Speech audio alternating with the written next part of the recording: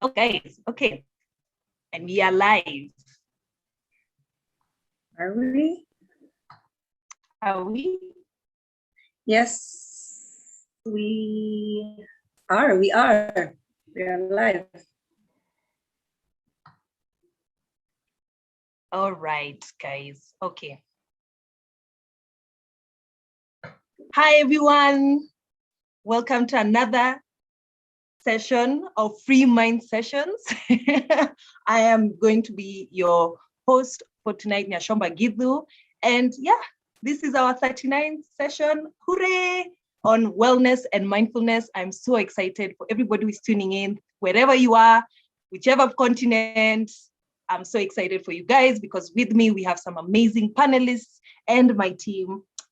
Free Minds is a community. We like to come once a month, maybe twice, maybe thrice, to share opinions on different topics and themes in the hopes to gather enlightenment and encouragement and figure out solutions together. We are super excited. This month is on wellness and mindfulness. As you can tell from the topic, we are going to be touching on both sides of the spectrum. We do hope that today will be a better way of encouraging each other, but I know we also hope that you will, as we like to say, gather enlightenment. Yeah, so a few housekeeping rules with our guests today. They are going to do a bit of an introduction so you can get to know them and understand them better. And with the questions that you may have within the theme for today, we will get right to it. So yes, a few housekeeping rules. We would like anybody that is on the chat with your questions, please, if you can be specific as possible, or would you like to direct the questions to somebody on the panel specific? Once they do introduce themselves, that will be great so that we can be able to gather and answer the questions accordingly. Sawa. So let's kick off with ladies first with us today. Safia, please introduce yourself, tell us who you are, what you like. Yeah, something that very random about you that people may not know. Sometimes I put wine in my teacup. How about that? Is that is that random enough? Hi, everybody. My name is Safia. And for those who don't know me, firstly, thank you so much to the Free Minds team for having me on board. I'm really excited about today's conversation. I am a co-active coach, but for those who are not familiar with coaching, you can call me a life coach based in Nairobi. I have been coaching in Nairobi for approximately 7 years, but overall for about 10 years. I am co-active trained. And so it's a specific methodology to coaching that I really appreciate because it really allows me to dance with my clients in the moment because coaching is really action oriented. So we're always moving forward. It's just a dance. A little bit about who I serve. So I like to define my clients as people who are resilient, exhausted survivors of life, but are really looking for a way to reclaim their power and essentially be fueled by their soul. So how do you actually rise into your purpose from the inside out? So those are the kind of clients that I support. They can come from all walks of life. The real idea is that you're willing to do the work to move you forward. If anybody's interested in learning more about me, I'm sure we'll put more information in the chat after this today, or they can find me on Instagram. But yeah, looking forward to chatting more about how we find your purpose essentially through this conversation today. Thanks. Thank you. Thank you so much, Safia. Next, we do have Musa in our panel today. So Musa, please take us away. Hi, everyone. My name is Musa, born and raised in Nairobi, Kenya, out here in the Bundus. That's why the lighting looks like it is. One thing about me, I think, is I love the color of my skin. I love how dark I am. Because it represents heritage and it represents a people. So why I do what I do with regard to yoga is because I think it brings awareness to my thought process. Like it awakens what is already in there. that I just need to listen out for. So for the purposes of this conversation, I just want to see where people are at and see, is it something they're keen in doing, and why would they be keen in doing it, and why it's worked for me, probably why it would work for you. I think I'm not very far from where Safia is at in terms of defining the best version of you through purpose and through fitness. Yeah, that's me. Oh, and thank you, Free Mind Session. This was interesting. Wazo My is first time going as to a be. panelist. I was Yeah, like, or it's they've going to called be. me. Called me as a panelist. Are they sure? But yeah, so We're probably not. But it's okay. Yeah, I'm We already love it. here. I'm already here. Yeah. All right. Sawa. And last but not least, we have Salim, who is going to introduce himself and let us know what he does. Great. So good to be here. Peace, family. I'm Salim Rollins from New York, originally living in Nairobi now for 6 years. I'm co-director of Synergy Yoga. We do a lot of things, but we do retreats, international retreats. We have online classes, ongoing classes. We do trainings, yoga teacher trainings, Thai massage certifications. And I also run a program, a youth arts and empowerment program in Kibera. So I'm a Capoeira Angola teacher and instructor. And we have a few things under that program, a girls empowerment program. We support a breakdance program there too. So I've been doing youth work for pretty much my whole professional life as well. Yeah, I think that's good. All right. Well, thank you so much for being here and taking the time. We know all of you have so much on your plate at the moment, but we appreciate you guys, this time to, as we say, gather enlightenment today. And yeah, so today it's going to be a bit different, guys. I would like my co-founder, Lindsay, is going to kind of start us off with some of the questions and just like in terms of just understanding the shell of these definitions, because some people, we just don't want to assume that they understand what wellness and mindfulness is. So Lindsay, I give you the mantle right now to kick us off. Hi guys, I hope you're all good today. First of all, once again, thank you so much for coming. We appreciate everyone's presence here today. And for those joining us online, I hope you're good as well. So for our catalysts that are within the conversation, and the Free Minds team included, before I begin, I would like you guys to rate just how your day has been on a scale of 1 to 10, just showing your fingers. Just with the show of fingers, how has your day been on a scale of 1 to 10? So just put your fingers up and let's see how you feel your day has been on a scale of 1 to 10. Right, I think I'll give mine a solid. Right, just to kind of set the tone for today's conversation, just to kind of bring to everyone's attention that everyone is coming here at different levels and expecting very different things from this conversation. So I'd like to encourage you and everyone else who's tuning in to, of course, be, and this is gonna sound extremely cliche, to be as free-minded as possible. But at the same time, just be open enough to chip into the conversation and let us know how things will go. All right, so I would like, of course, but if you do want to answer a question, just lift up your hands or just jump in. But I'd like to ask a question to all three of you, which is, we're talking about wellness and mindfulness today. And for those who have been keen, and these have just been buzzwords in conversations, I'd like for you guys to define in your best way what you feel wellness is, just as if you were to be a textbook, what would you define it as?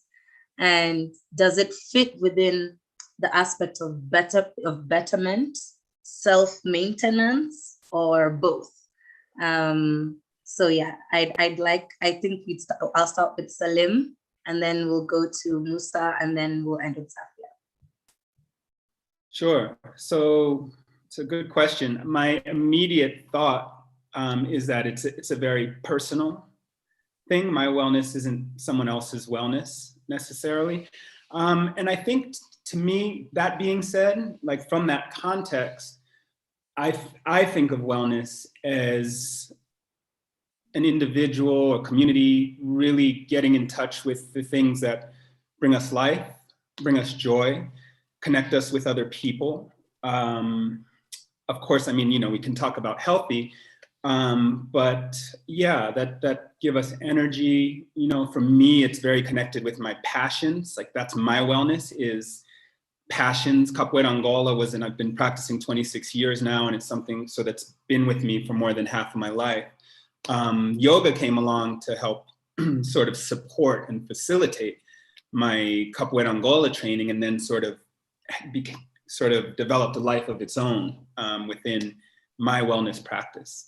I think of wellness for me, it is a practice. So it's something that requires a level of dedication, consistency, not always something I want to do, but something that I know. You know, I remember hearing, I think it's like an old Taoist saying like a long time ago, that like with any action you do, think about what happens after, think about the sort of result of that, and sort of, you know, base your actions on that. I don't always do that, but I like that idea, particularly when I'm thinking of wellness. So if that's diet, you know, if it's conversation, if it's thinking about words I say before they come out of my mouth, but having the internal kind of thoughts, a really great practice to do is to say what you're going to communicate to someone in your own head before it comes out of your lips. It might shift what you say. So yeah, to me, it's very much, you know, a personal kind of journey towards connectedness with self, and not just the individual self, but a more fundamental understanding of self. All right. Thank you so much for that, Salim. Next, we'll go to Musa.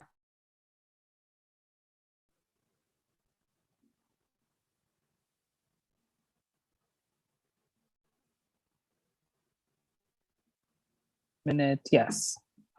When I think about wellness, I think coming from a background where someone says it is well with my soul, it stems from a place of being and understanding that you might not be okay at the present, but that doesn't mean that the universe is not conspiring for you, or what you planned to achieve is not going to happen for you.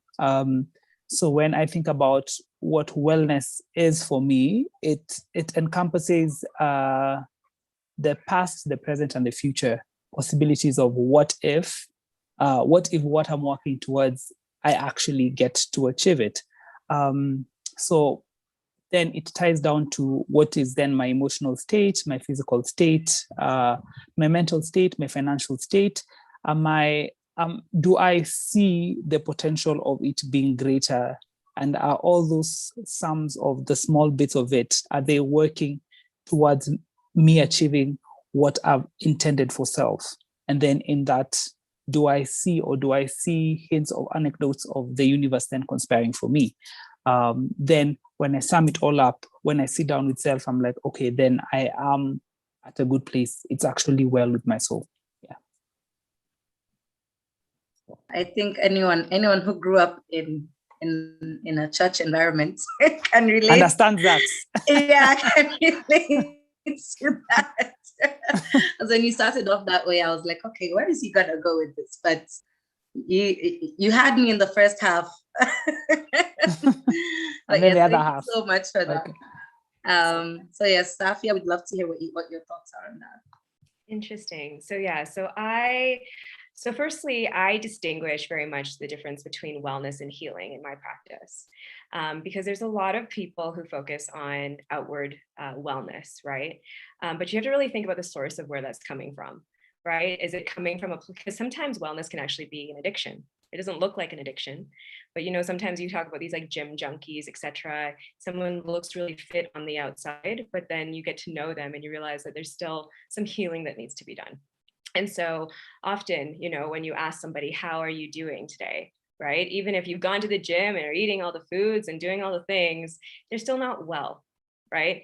So that's why it's really important to me that people are really like honor that question with like a real answer. Because if you actually answer it as your authentic self, you get to start to know parts of yourself that are not doing well. And so I think about one of the first things that I do with my coaching clients is something that we call Wheel of Life. Really, really simple. Many people probably heard of it, but essentially take a piece of paper, draw a circle, right? Chop it into a pie, and essentially name the sections of like the different parts of your life, right? Your education, your career, your relationships, whatever is applicable to you. And what you can do is you can start rating yourself on that wheel. And you'll start to get to know which parts of yourself are lacking and which parts of yourself are not lacking. Now, no client of mine has ever had a 10 out of 10 on all of them. And honestly, if you had 10 out of 10 on all of them, like we're creatures of like actually having to constantly strive for something tomorrow and tomorrow and tomorrow. That's what keeps us motivated. So not everything's going to always be in balance, but it gives you a check-in to figure out like what parts of me actually need support. And so when I'm working with someone, to get yourself back into balance, and what I consider wellness is to heal those parts of you that maybe are not getting as much attention, so that when you know that you're doing your yoga practice, you're eating your healthy foods, you're, going to school for something that you want to do, right? Like you're in a relationship you want to be in, you start seeing that these different parts of your life are actually in balance. And when that's starting to happen more and more, to me, that's like a reclaiming of who you are. And actually, when you can say, I'm doing well. So that's how I would say, that's how I distinguish wellness. Yeah. Awesome. I think even for those tuning in, it's almost like there's not a huge spectrum of definitions to choose from, but they're all interconnected. I think a lot of things you guys said that kind of link all your responses is it's definitely a personal journey. However, it's influenced by a lot of the things that you put out as well. So I think that's something to note as well, because people really think wellness is at least from several conversations that I've had, that it's a very, yes, it is a personal thing, but it almost makes you personal to a point where you're introverted. And of course, some practices do call for you to reach within yourself and practice some form of solitude. But I think in very many ways, as humans, we strive with connections, whether it's within different parts of ourselves or with other people. So I'm very happy that you guys also touched on that. So just by a show of hands, even for those tuning into the chat, how many of us have taken part in a wellness program of any kind, right? That is awesome. I feel like I'm alone. I'm probably like the black swan in this situation. So with that being said, and I think it would be okay to call you practitioners of some form of wellness as well. Salim, Musa, and Safia, is that, am I incorrect to state that? You're okay. So from your perspective, who do wellness programs seek to serve? When you're thinking about your practice as practitioners, and you're looking at, of course, everyone and anyone is coming into your space, and they have needs when it comes to what you have to offer, et cetera. From a general perspective, and also your own personal, who do wellness programs seek to serve? I'm interested to see how you guys take that question. If you have any corrections to the question as well, sometimes you also may be asking the wrong questions. But I think if to the layman's ears, I think it's important for us to also understand, like, this is also an experience that is presented, and it's nice to know who this is targeted at, So I think I will start, we'll do this a similar order, but now we'll reverse it. So I'll start with Safia and we'll go to Musa and Salim. Awesome, great question. So firstly, everyone, but there's a spectrum. And so a little story about when I started my coaching practice. At the end, firstly, I didn't train to be a coach because I planned to be one. It felt like a calling for me to essentially learn something new, but I didn't actually know I was going to turn it into my life purpose. And becoming a practitioner, a coaching practitioner, actually was a huge healing journey for me that was completely unprecedented. And the reason for that was because I didn't actually understand the value of what I was about to learn until they actually started using me as a demo in a lot of the classes. And I saw yeah, exactly. They would use me as like the guinea pig in class. And so I ended up breaking up with my boyfriend of 10 years because of being trained to be a coach. It'll go in my biography someday. But it was one of the best things that ever happened to me. And so to actually like experience the impact of coaching like that completely turned me on to like the world of it. Because I already knew that the aspects of it were in me, but to be able to actually like turn it into a framework I could use in my everyday life was super impactful. And so as I've gone on my coaching journey and learned how to turn this now into a business, at first I wanted everybody to have that same feeling that I had when I was first coached.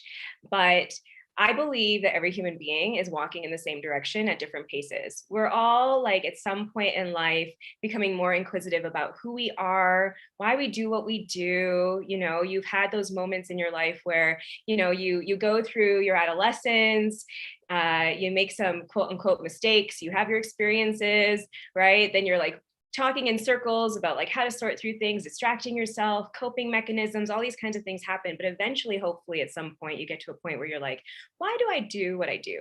Why, how, like, who am I? And that's like the beginning of what I call like the self-help journey. I like to find people, because coaching is such a action-oriented intervention, right? Whereas which makes it different from therapy, right? I will meet you when you're ready to action yourself forward. I'm really interested in meeting people when they're ready to get into like the self-healing phase, right? So I know all the things, I've like started to apply it to myself. And now it's about like, what do I want to do with that information? And if you're willing to walk the walk with me and not just talk the talk, then I'm ready to like support you. But that's what works for like me and my clients and the kind of wellness interventions that I practice. But again, there's such a spectrum, right? So I'm really interested actually to hear how the others would define it and where they might meet their clients on that spectrum too. Thank you. Thank you for that, Safia. Next we'll have Musa, and then we'll finish off with Salim. I feel like Safia might have a new student in her class soon, being I, but let's wait and see. So a little bit of how I started my yoga journey. It was by default. I was teaching spin one day, and I'm teaching these stretches that I've learned on YouTube. And then Paige Ellenson walks in and is like, "Oh, I usually do a teacher training for people. Would you want to come?" So first of all, this is me, person who's been raised in church, and I'm like, why do I need to do yoga? Is it like a spiritual practice? So there are all these things. And then finally, I did go for the program, and I would tell everyone to go for the program, whether you are Muslim or you're not a person of faith, you are a person of faith, go. Because what it opened up for me is the process of healing. So usually healing starts when you're very, very mentally exhausted. Like when someone is like tired, is when now your mind now starts beginning to open up. It happens in any practice that you do. It's only until you've reached the stage of fatigue that then what you're feeling, what you want to emote starts to surface up. It comes to the surface. And then that's when you know, so this is actually what we're dealing with. Before we were not dealing, we were just existing. So then it brought about, for me, it opened up the things that I had to deal with, bring into focus about my parents being parents, about me being their child, about how that relationship was and wasn't, and then now who am I as an adult now? And so with my programming, once I've once my hardware is intact. As an adult, my hardware is intact. I was already programmed by my parents. So when I come out to the universe, I come out as a programmed being. So the only thing that I can do is bring that into awareness so that I know when I'm giving positive output or when I'm giving negative output. Because every time I interact with another social being, it's an interaction. And my relationship will be based on what I've already learned. I'm like, how to relate with people is this because this is what I've been taught. How to relate with my job is this because that's what I've been taught by my parents. But again, I had to ask myself, is this what I really, really, really want to do for self? And then the journey then begins to unfold. It's like, who am I? What am I about? What do I want to do? Where do I want to be? Where am I? Where do I want to be? Where am I going? How do I get there? What tools do I need to build to get there? So when a client walks in and I'm teaching a class, what I look at is, from an individual perspective, is I look at where they're at. So what level are they at? How do they carry themselves in the pose? Is it weighted? Because you as a yoga teacher, you're already trained subconsciously to know whether someone is in pain, if it's physical, if it's emotional. Because when you're doing hip openers, you will find out if that person has actually a lot of emotional pain, because we tend to carry a lot of emotions in the hips. If it's in the shoulders, it's how they lift. Do they think of themselves highly, or is it something that's way down on their shoulders? So you get to know these things, but I can only allow you to take the journey again if you're willing to take the journey. If then you're not willing to take the journey, for me, the session ends where the class ends. So it's 45 minutes of stretching and then we're done. If then it opens up to more, you want to talk free, we can talk. But when it needs outside help beyond me being a yoga practitioner, I will tell you, okay, now seek outside help. Maybe you need to see Safia, probably you need to see a therapist, probably you need to see yourself. Yeah. All right, thanks for that, Musa. Salim? Sure. So the question, who are wellness programs geared towards, right? Yeah, I mean, what Safia mentioned at the top, certainly for everyone. I think my personal approach towards that question and wellness programs is to help support making healing modalities accessible to a broader range of people. I think it's unfortunate that we think that, wellness healing is, for a certain group of people, and often it's sort of packaged that way in like modern context, which in the case of yoga is very ironic, because a lot of the original yogis were intentionally sort of leaving like aristocratic society because of a whole bunch of issues that they were experiencing, and kind of removing themselves from society in order to look inward. So I think that that's really important to remember specifically when we're talking about yoga. Oftentimes it sort of gets reduced to postures, to asanas in the modern context, but that in a lot of ways has historically been sort of not the least of yoga, but meant to support a deeper inward journey, right? Which is much more of a mental practice. So anyway, that's a sidebar. So for me, working, for example, in Kibera, and I've worked in, youth prisons before as well, teaching yoga back in the US, and always in kind of community. So for me, the community work piece has always been really important. Likewise, at Synergy Yoga, Synergy, the term itself, describes the idea that we're stronger as a collective than we are as individuals. So a lot of our focus is around the community itself and working with the community to engage with the healing process. And the way we do that is that we have like different directors of programs who use the platform to support their work. So it's not about an individual, it's not a top down. I personally feel like a lot of this kind of top down structure is outmoded. It's very sort of, misidentified masculine understanding of, the way organizations or community or societies work. And I believe that we're shifting to into a different paradigm now that's much more community oriented. It's more about the circular. It's more focused on feminine, and that feminine energy is rising more. So coming back to the question, I think that wellness programs and healing is something that's already inside of us, and so our programs should reflect reflect a need to make these practices, information, knowledge, accessible to a broader range of people than people who typically have access. And so that's really, for me, that's front and center. How do we bring practices into communities that oftentimes need them more, also with the understanding that everyone needs access and needs to kind of take control of our wellness. We can't hand it over to someone else, because as soon as we start doing that, we disempower ourselves, and we also cut ourselves off from our innate knowledge, understanding, and healing potential. I think my head was about to fall off from too much nodding.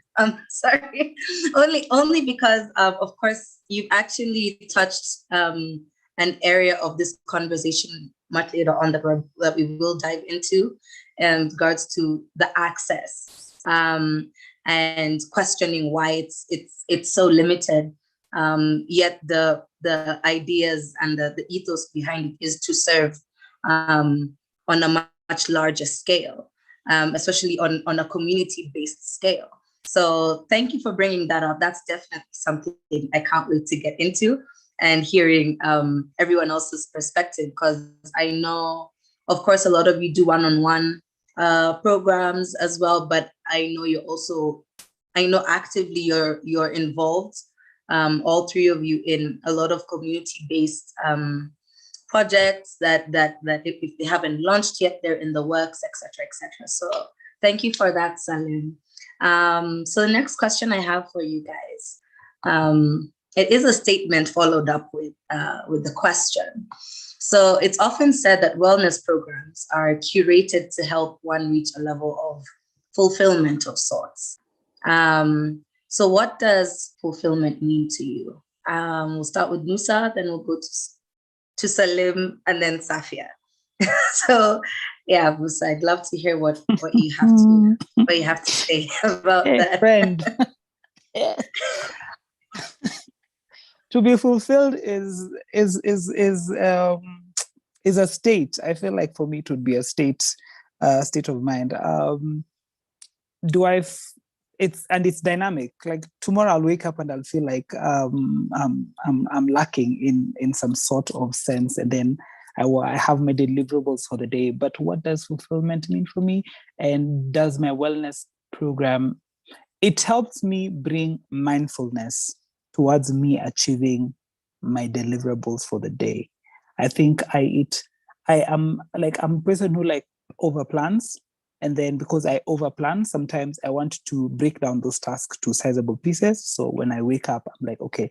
So I wake up, I've had my meditation, I've had my yoga, and then I have my work, and then I have my calls, and then I have my chats, and then I collect, then I have my, check up on friends time. And then, so the practice just brings more mindfulness to it, where I am able to listen to myself more. And then beyond giving other people tools, it has also taught me to be present for self, I think, first and foremost, before then I can be of service to others. And for me, being of service is very fulfilling. It's just, it opens me up to a wider sense of being around people. So, yeah. Thanks for that, Musa. Salim? Yeah, so I would say my thoughts on fulfillment right now in my life have to do with, in some ways, I would say non-attachment and equanimity are a couple of things that come to mind. So not feeling like I constantly need, and staying in that mindset. Allowing myself to realize the blessing and the gift that's always there, in spite of what happens, in spite of what happens externally, but keeping myself centered. So to me, I think that's alignment. I think of that as me being aligned with myself. And that's been really important. I've been really making a practice of that a lot recently as things come. In other words, a lot of things have been manifesting in really amazing ways recently for me personally. And I'm excited about that. And I also measure my excitement so that I'm not too much in that joy, because the inevitable pattern of life is that there are hills and valleys. There's no moving away from that externally. So to me, and this is very much yoga philosophy in action. So to me, when it's a time of experiencing a valley, whatever that valley is, also not getting sucked down with it. So embracing and accepting like the joy and the excitement, but staying steady, and as things, as I meet certain challenges in life, not getting consumed or sucked in by that, and just kind of, continuing with a level of equanimity towards what happens around me. That to me is fulfillment, because then nothing outside of me is going to have a huge influence on my internal alignment, my happiness, my focus on what's, like not getting distracted by the things that inevitably can kind of pull on you in life, whether that's people or ideas or someone's opinion of you, like listening and but not getting, being observant, but not being sucked in to the external stuff. So to me, that's very much fulfillment, like kind of, steadfastness, staying on mission.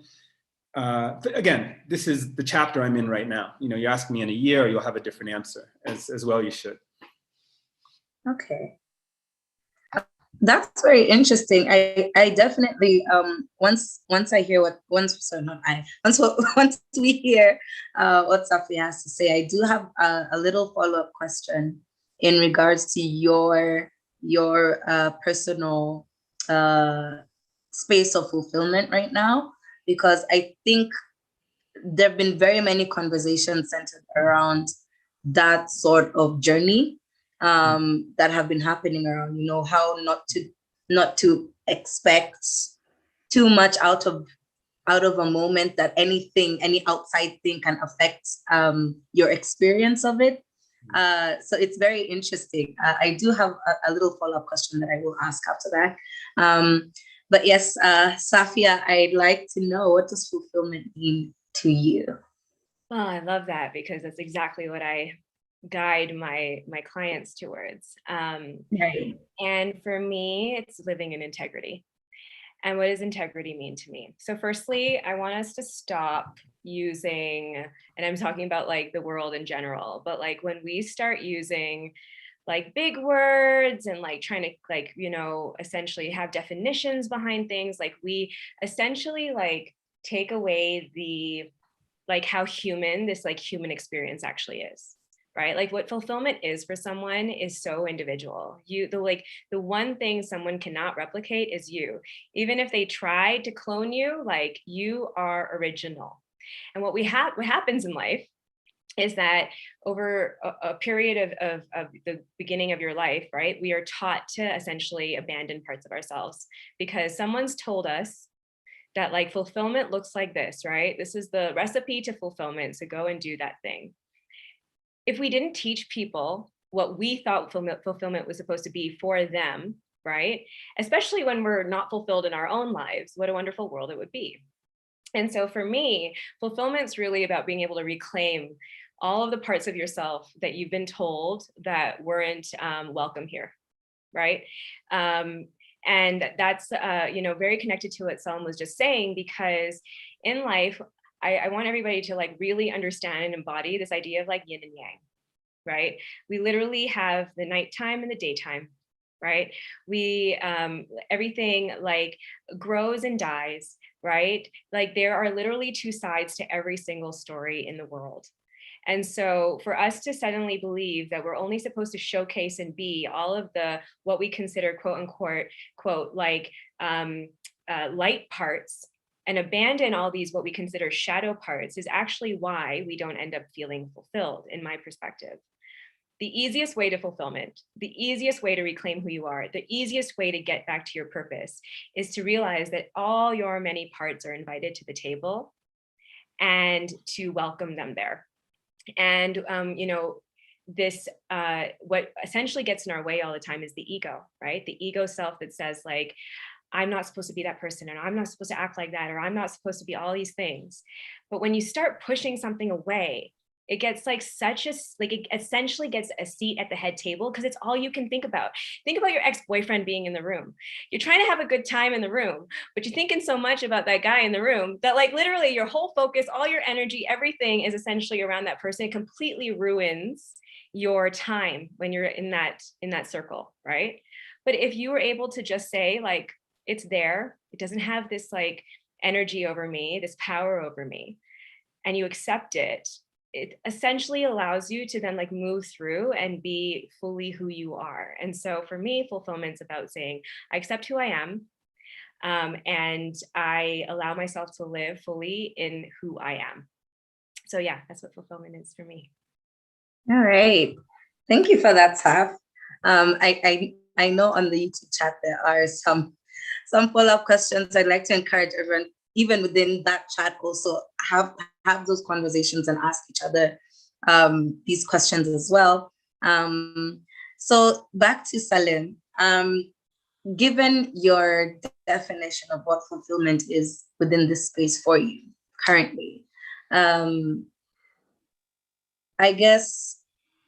So it's a two-in-one question. It's a two-in-one question that I have, right? Do you feel then that being in that space or within that definition where when that thing you wanted happens and you get excited but not get too lost into it, because you also know that there's the valley will come as well, and the peak will come as well, and the valley, and you just know that you've accepted within yourself that that's just how the flow of things are. Would you say it limits how you enjoy your highs and what you get out of your lows as well? Because I feel like on the other side, there are some people who have been waiting for that high and for that amazing thing to happen in their lives, and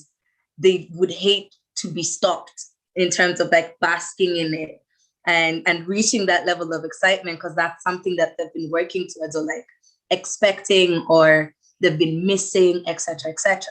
And I'm pretty sure that's happened to you as well. You know, there's that one thing, but of course this is a different phase in your life right now. So do you feel like exercising fulfillment in this way is limiting your experience of your highs and lows, even despite you saying that it is helping you find that levelness that allows you to not be disappointed and etc., etc.? So I'd like to know if that also affects you in that way as well. Yeah, that's a great thought. I think that's a great thought and reflection and response. And again, I like to speak from my own experience. For me, it doesn't.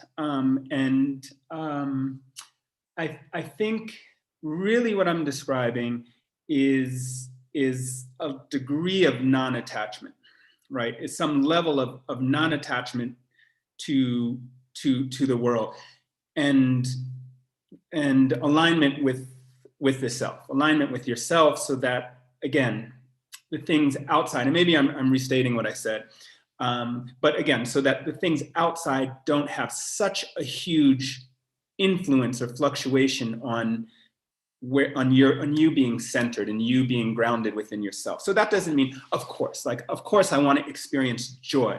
I want to experience sadness. I want to experience emotions. I'm going to, in life. So it's not a question. For me, it's not a blocking out or a numbing. It's experiencing the things, but also going deep into the experience, absolutely. And then being able to let the emotion associated with that go as well. Because you're going to have the joy. And then as time goes on, there's like the practical getting through life. So that joy is naturally going to fade. There's no way around that. So if I'm overly attached to joy, then I'm sort of setting myself up to, when it's gone, it's like, oh, there's a hole, so I believe the way of kind of, I believe in sort of the middle path, if you will, like of, yes, experience the emotions, but don't be so attached to the emotion that when it's gone, whether that's joy, whether that's sadness, that, that there's a hole, that you're so kind of influenced by whatever's happening externally, because there's so much happening externally all the time, especially nowadays. I mean, if it's social media, if it's this or that, just scrolling through a social media, you can go through a range of emotions just in like 1 minute. If you think about when you are going through social media, the amount of, they may seem like subtle emotions, but they're still deep imprints. So in the course of 30 seconds or 1 minute, just because of the amount of information that's coming, and the amount that people are expressing. Someone's expressed that their father's just died, and it's like, whoa, someone's expressed that this thing they've been longing for, and we get kind of pulled into that, and it has an influence on us. So I think just measuring, that's what I would say. So yes, I'm about feeling emotions. To me, that's a part of being human. That's kind of what we're here to, it's a part of the human experience. But I like not being so attached to an emotion, a feeling, a sensation. I guess that's what I'm describing. So ideally, just kind of to wrap that up, is it safe for me to say that it's a form of self-management? Just not that lack of attachment to those very fleeting things and those fleeting emotions, because they're always gonna sway back and forth. Right? By nature. Right. Yeah. By nature. Yes. By definition. Yeah. Yeah. Unless we really get back to one, right? Which could be depression, or could be, then you're really holding on to that thing. Right. Right. So it's safe to say that this is a form of self-management, where you're not just like letting those things have too much of an influence within you. And this is a core piece of yoga philosophy too. I mean, this isn't original thought. It's my own practice and experience of it, but this is a key of so many practices, even, not getting drawn into the world. We can talk about that in religion. I mean, you could use that, use this story in a lot of different expressions. It takes forms in terms of teachings. Yeah. Right. Okay. Thank you for that, Salim. And thank you, Saf and Musa as well. So I have a quite a personal question to ask you guys. And I mean, if you're here now, it means you're ready to open up. But yeah, so my question is, what personal interventions, or what was that one intervention you had to have with yourself in order to have your breakthrough and begin your personal journeys with wellness? So I will start with Saf, and then I'll go to Salim. No, I'll start with Saf, then Musa, and then Salim. So the question again is, what personal interventions did you have yourself? Of course, it's personal. What personal interventions did you have in order to have your breakthrough and begin your journey into wellness and mindfulness, etc.? Right. Well, I mean, I already revealed that I broke up with somebody because I was being trained to be a coach. So that was pretty personal. But that being said, that was definitely just the beginning of my own healing journey.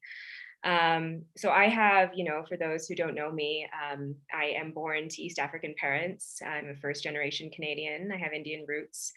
And I lost my mother actually to a suicide when I was very, very young.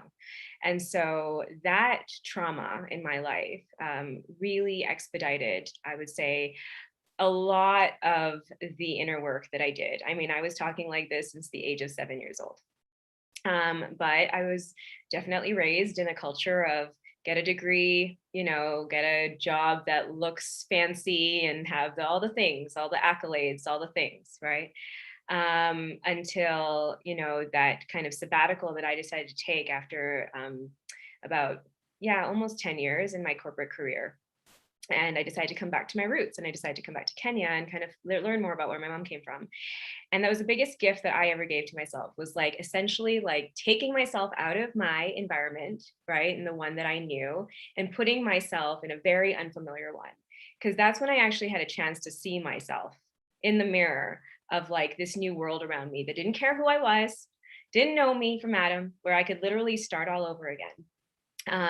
And that was not a linear journey, right? And not everybody is able to do that. But I know for me, the journey, and as Salim said, of being completely disattached to anything and having only me to deal with was a huge part of me learning who I am and what I'm about. So I can actually, like, with authority say that, like, I know that, and hopefully Lindsay, you can say the same thing, but like what you see is what you get with me, right? Like there's no, I'm not a different person in any other environment. Like this is it. And that's when I started realizing like my identity was ripped away, right? And I had to actually start owning who I am and becoming confident and comfortable in that. So that was one of them. And the biggest thing though, that opportunity over the last 7 years really afforded me was, and I'm going to use a very like wellness type slogan, but I had to feel to heal. And I know in our culture, our communities, environment, we practice a lot of numbing. We're really scared to feel our emotions. And 110% of the time, when someone comes to this space, male, female, whatever the age is, whatever the socioeconomic upbringing is, it's always the same. Like I'm living with all of these things that I can't talk to anybody about because I've been taught that it's not okay. And so what do you do when something doesn't feel okay? You numb because you don't want to feel your stuff. And so what we actually have to do, it's kind of like, and I'm sure the others will, talk about this in yoga, but like the idea of holding a pose is to be able to stretch your body, right? Is to be able to put yourself in that uncomfortable position and become comfortable in it. The same goes for your emotions. Like you've got to feel it to be able to stretch your nervous system, to stretch who you are so that you can like let it out so you can make room for something else. And so I felt my emotions. I cried the ugly tears. I had to say goodbye and shed some relationships and lives before me and literally start from scratch. But it was the best thing that I ever did because I actually got a chance to meet myself. So there you go. That's a little bit about me. Oh, thanks. Thanks for that, Sa. All right. Next, I'd love to hear from Musa. And this panel is amazing. I feel like, you're talking to your friend. So that's what it is. That's what it is, a friend. For me, I think it began with, so I'm a person who's very deep, but it's not like something that people know. So I take time to sit with self and write out thoughts. And one of the thoughts that came to mind before my breakthrough, if I was to call it, was that I needed to begin to love the space between where I was and where I wanted to be. Not in a sense of attachment, but in a sense of like breaking it into bits. Like if I wake up tomorrow, do I like the version of me that is presented to the world? Not because the world will love it, no, but because when I get back home, I am comfortable to sit in my space and own it. And so began the journey where I asked myself, when I assert myself in situations or relationships, do I find myself being valued? Do I find myself being seen? Do I find myself being heard? And do I find myself being loved? Because I'm doing all this work for me, but if I'm asserting myself in situations where that is not happening, then when I bring it to focus and awareness, I'm like, that is not a place that I want to sit in. That is not a table that I want to occupy. Those are not people that I want to break bread with.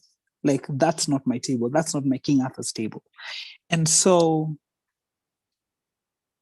when that happened, because I discovered that my parents were not given a manual when they decided to raise me. Like they were given, I was given to them, but I wasn't given with a manual to be told for them to know this is how to raise Musa, because me and my 5 other siblings, we are very different individuals.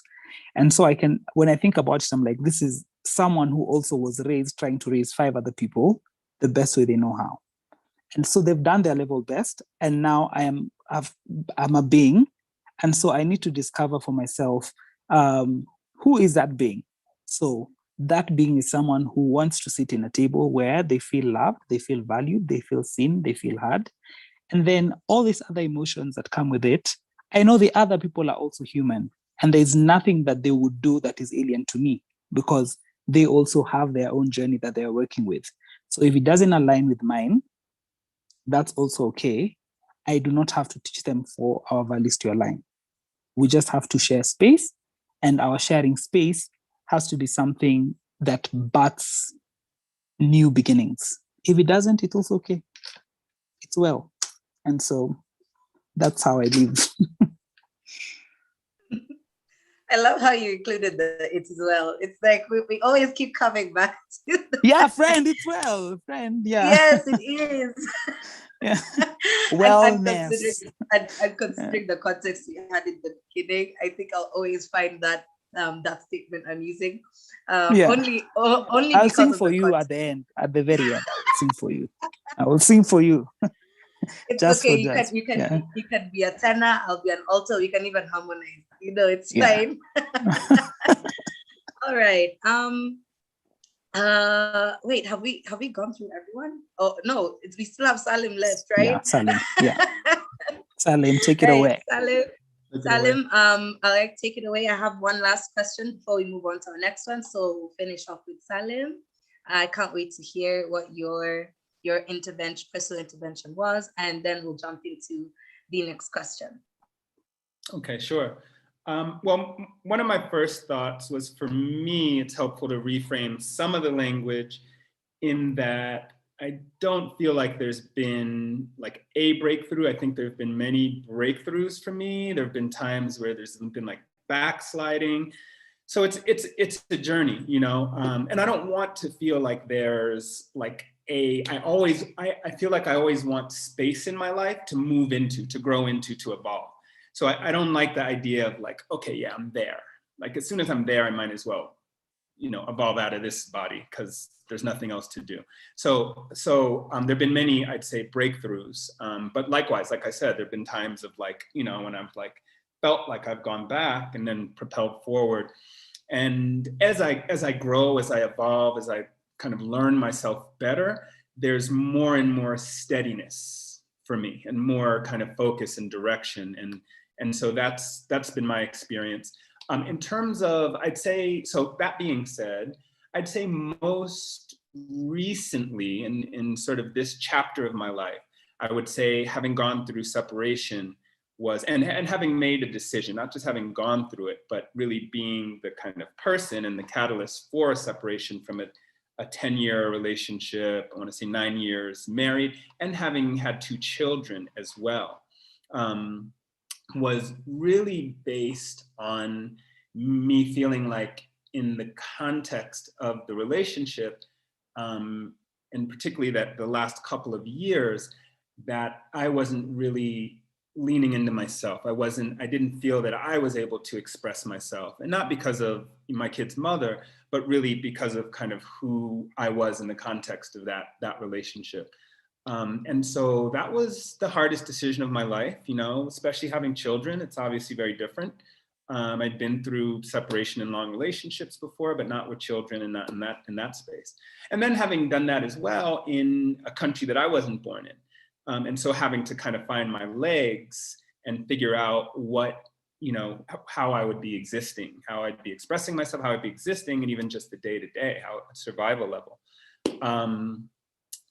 But that experience to me, really looking at it now, was about me being able to kind of follow through with the deeper calling, like me really moving into my passion and not feeling like shame or not feeling like like that's something that I wasn't supposed to do in my life. And so I think when I was able to make that decision in my life, then it really created a space for me to accept who I was at a deeper level. The acceptance had always been there, but it was definitely sort of tested and challenged in different ways. And for me to kind of create the space for myself to fully dive into it. And that doesn't mean that happened right away. It didn't, and that's why I think earlier I was talking about right now this is 5 years later, things are happening that I really desired back then, but I wasn't quite there yet. And now I'm coming to a space where I'm sort of ready to receive, and I've done enough work that I'm, that the things are coming up, and the natural, I would say, relationships that I'm building now in terms of, the co-director who I'm working with my yoga school, who I've known 20 years, but we're doing work right now that's just like things are just kind of coming. It's almost like I don't need to make the effort as much because things are coming to me now, which one of my primary yoga teacher, one of my major yoga teachers talked about a lot, talked about, when you're in alignment with yourself, like things you want will come to you. You don't have to, it will be effortless for you. Things will come. And I start to feel more of that happening now. But I think it's because certain decisions I've made and giving myself space. And with that, and since you asked for personal, I'll go there, I don't care. I would say also choosing a life where I don't intentionally don't have like a partner who's like there. It's not really something I desire, but I think I also need that space to continue to do the things that are really priorities for me, and it's very connected with the work that I'm doing. That's a big leap that you took. I think just hearing about that story, I held my breath when you mentioned everything that was involved, having kids and all of that. And I just can't imagine me who is childless. I have dogs. And I can easily leave them and come. I'm kidding. Because they're not the same thing at all. But yeah, thank you so much for that, guys.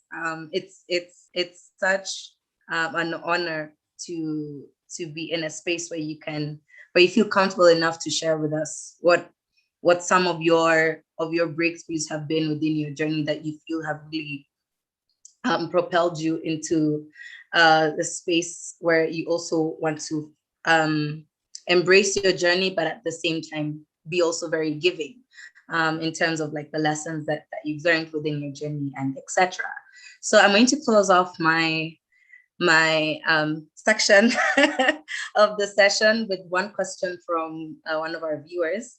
This is from Roy. Roy asks, I have a question now to our practitioners. How do you measure impact achieved by your trainees stroke clients, or even in your own life as you are in this journey? So I think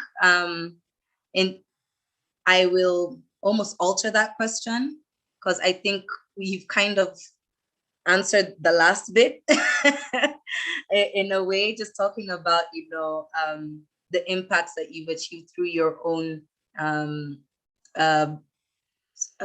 involvement in your practices, etc. So I think I'll narrow it down to, how do you measure impact achieved by your trainees and some of your clients? So I'll start with Musa, then we'll go to Salim, and then Safia. Okay, so there's a physical attribute of it. So as a practitioner, I think it's how deeper someone would go into the pose. If I was looking at it from a physical aspect, is how deep are you able to experience the pose? Do you what is your breathing technique? When do you know that you are breathing, and when do you know that you're being, and then when do you know that you're coming alive? On a more deeper level of how inward, it will be how inward looking someone exerts themselves during the practice. so that then they bring mindfulness, because yoga is very mindful. So what you want to see happen for you is you being able to listen to your body, first physically when you begin, and then there is mentally when you're holding the poses, and then now there's emotionally. And then it can even transcend to spiritual. Where are you? And then when that happens, how do you ensure that this sum of the person that you are is now aware? Like, what opens up for you? So it can be a simple thing as being in meditation or doing the practice, but what opens up for you, like what is present, what is there? So those are the things that probably I would say then would be my measurables, whether the person is, it's impactful, because then people begin to become aware of who they are as individuals, and then in turn who they are and being of service to other people when they interact with them. Yeah. Okay, that's a solid answer. Thank you for that, Musa. Next we'll have Salim. Sure. So I have a few different programs that I work with. And so it definitely depends on, if it's the group in Kibera, for example, I would say that, I like measuring things relationally in some ways with that group in particular. So sometimes it's like the personal connection that I have with the students. And I wouldn't even say it's a specific thing. So if I'm teaching Capoeira Angola, for example, just seeing to the degree to which the students are engaged with the class, with the art form, looking at how it might be influencing their lives. Like, that's really the key piece to me, because there's so much within Capoeira that's instructional in terms of life skills. I had one student, for example, last year, as a woman, she has a small store in Dagoretti. She was getting robbed. She had her phone. She had 3 guys approach her. She had 3 guys. One guy actually grabbed her phone, and she was able to use skills that she got in class to, one, put him down, and to hold onto her phone and to get away. So that incident is pretty cool, one. But what's most amazing to me about that is that she had the confidence within herself to act. And it wasn't, in that sort of situation, you can't think, it's just action. You're not thinking, what do I do? Yes, that she had the physical ability and the agility to move, and that was definitely influenced by her training, but that there was an experience that she had, and she recognized and attributes it to her training. So there was a self-reflection there for her that, based on my training, I have the confidence, the awareness of this awareness, spatial awareness of what's going on, the sensitivity in the good sense to what's going on around me, to be able to respond to a situation in a way that felt empowering to me. Like, that to me is one of the biggest. And I'd say with retreats and doing those events, we, just looking at what people's experience, my measurable is what people's experience is, what they're saying, what they're feeling coming out of it, what their reflections are, how they might think about their lives or themselves differently, or how they might have had a different perspective on how they move through the world, their behavior, their choices, what shifts they might want to make, sort of prioritizing things that maybe for a lot of their life they've kind of put on the back burner, but they're really the things that they want to be going after or pursuing in their life. When I get that sort of feedback, I know that I'm doing the work. And the last thing I'll share is that we did a retreat in the Sacred Valley in Peru a few weeks ago, which was amazing. And I personally was put to I won't go too much into details, but I was really put in a challenging situation because we were on this really intense mountain in the Andes.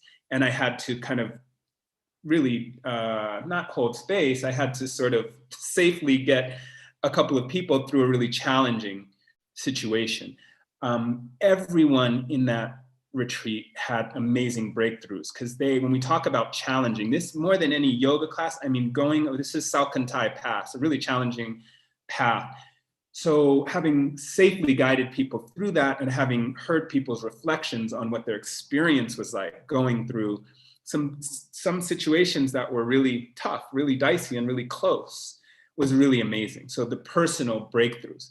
And now if I have like a desire, I would say that there's sort of a craving in me to not necessarily go through that same situation, but go through similarly, challenging situations and holding space for groups to be able to kind of help carry them through and observing what comes up through the process for people. That's a lot of it for me. Thank you for that. Saf, we'll move on to you.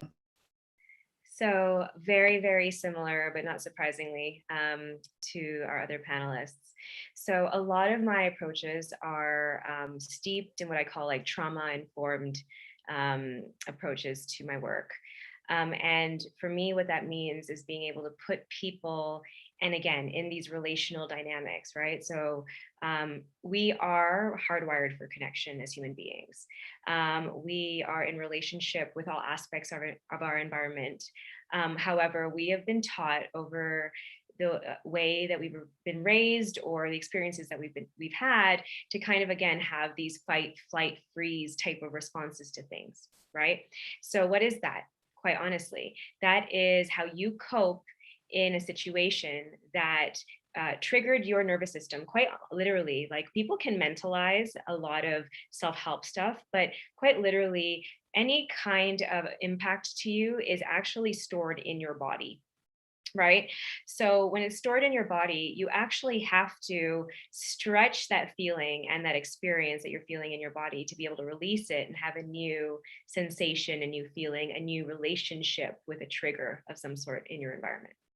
And so for me, it's really impactful to be able to put clients. So as a coach, by nature, we have accountability agreements after every single one of our sessions together. And what an accountability agreement looks like is essentially, I'm your coach. If you think about any coach out there, whether it's, a football coach or, I don't know, a nutritional coach, the coach is supposed to keep you accountable to doing certain activities that you're capable of, but all your self-sabotaging ways stop you from doing. And so that's really what you're hiring me to do, right? Is to like tap into who you are. You already know the answers intuitively to what you're supposed to do, but I get to hold you accountable. And so I have breakthroughs with my clients. I'm so grateful to say this is why I love it every single day, right? Like even today, I get to talk to a client who gets to have a tough conversation with her mother about the way that she's being spoken to, something that she's never been able to do for the last 20 years of her life, right? To show up as the adult version of herself, as opposed to the inner child. We talk a lot about inner child. That inner child was trained to feel anxious or avoid certain situations, but to like actually take hold of yourself, put yourself in that situation, stand up for yourself in a graceful way, and be able to actually have a different experience and feel those feelings that you're so afraid to, so that you can actually realize that you're in charge of your life. And that those experiences are so life transforming. I can't tell you, like, trauma informed is about really retraining yourself to realize that I can have the same experience in a different way and feel a different way. And the more and more that you train that muscle, that emotional muscle of yours, like the more you're able to actually like move through life in a way that you want to, without it being so triggering all the time and coping all the time. So for me, it's really keeping my clients accountable to the self-love that they show up with every single day. All right. That was really good. I'm pretty sure some guys are like, Safia, just writing down your details. All right, guys. Thank you to all three of you for sharing so openly. I personally don't take you guys for granted. And for those tuning in, keep your questions coming, please. I'd like to hand over our next session to Imelda. Whenever she's ready, she can kick us off. But yes, guys, that's it for me for now. Of course, I'll butt in with a few questions, but Imelda is the captain of the ship now. So yeah. Thank you, Lindsay. We love you. Hi guys, I'm having a bit of an internet connection, so I can't really show my video. I'm sorry about that, but I am absolutely loving the conversation that's going on, and I'd love to continue it with a question of how do you define health? So I think we can begin with Salim, and then Safia, and then Musa. Good question. I don't know how important it is to define health. It's more important to me to have the experience. So I think sometimes we can like overly define, get so caught in, what is the definition?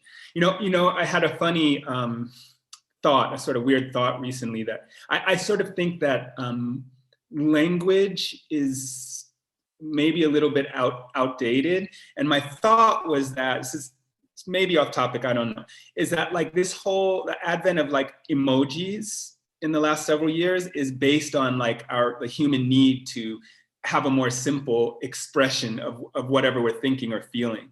And it's basically kind of harping back to, to different iconography that's like, that's, maybe primordial in the human experience where we were doing pictures more than words. So I don't always like to, over explain, to me, it's the experience that matters. And I think we know intuitive. So that being said, I think we understand and know what it feels like when we're in, good health, to me, it's more an experience, and we know the things we need to do to help activate and promote that as well. And we know when we kind of make choices that take us out. And I think it's important to sort of be okay with that too, and be like, okay, whatever, I had fun, not feeling great today, whatever, let's keep it moving.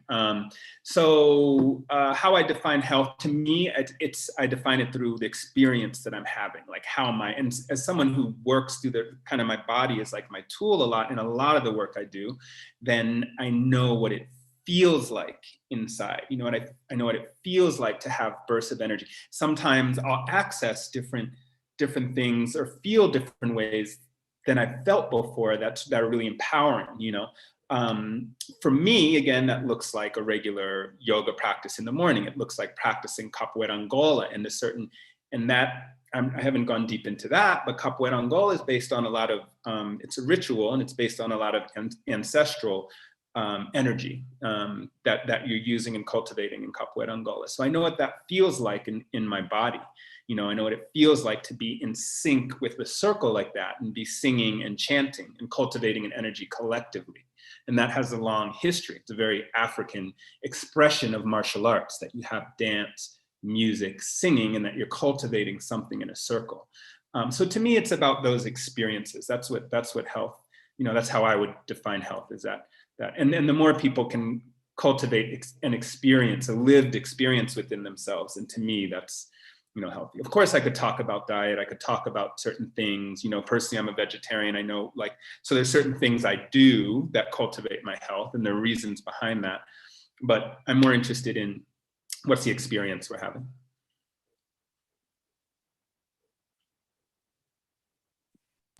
Okay. Sorry, I was on mute there.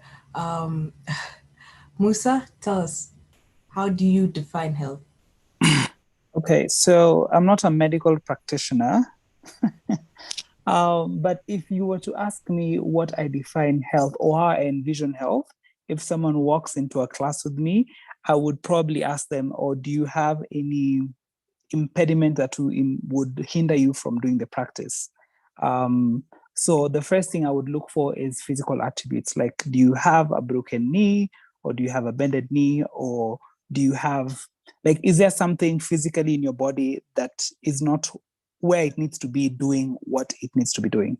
So is your body not functioning the way it should normally function?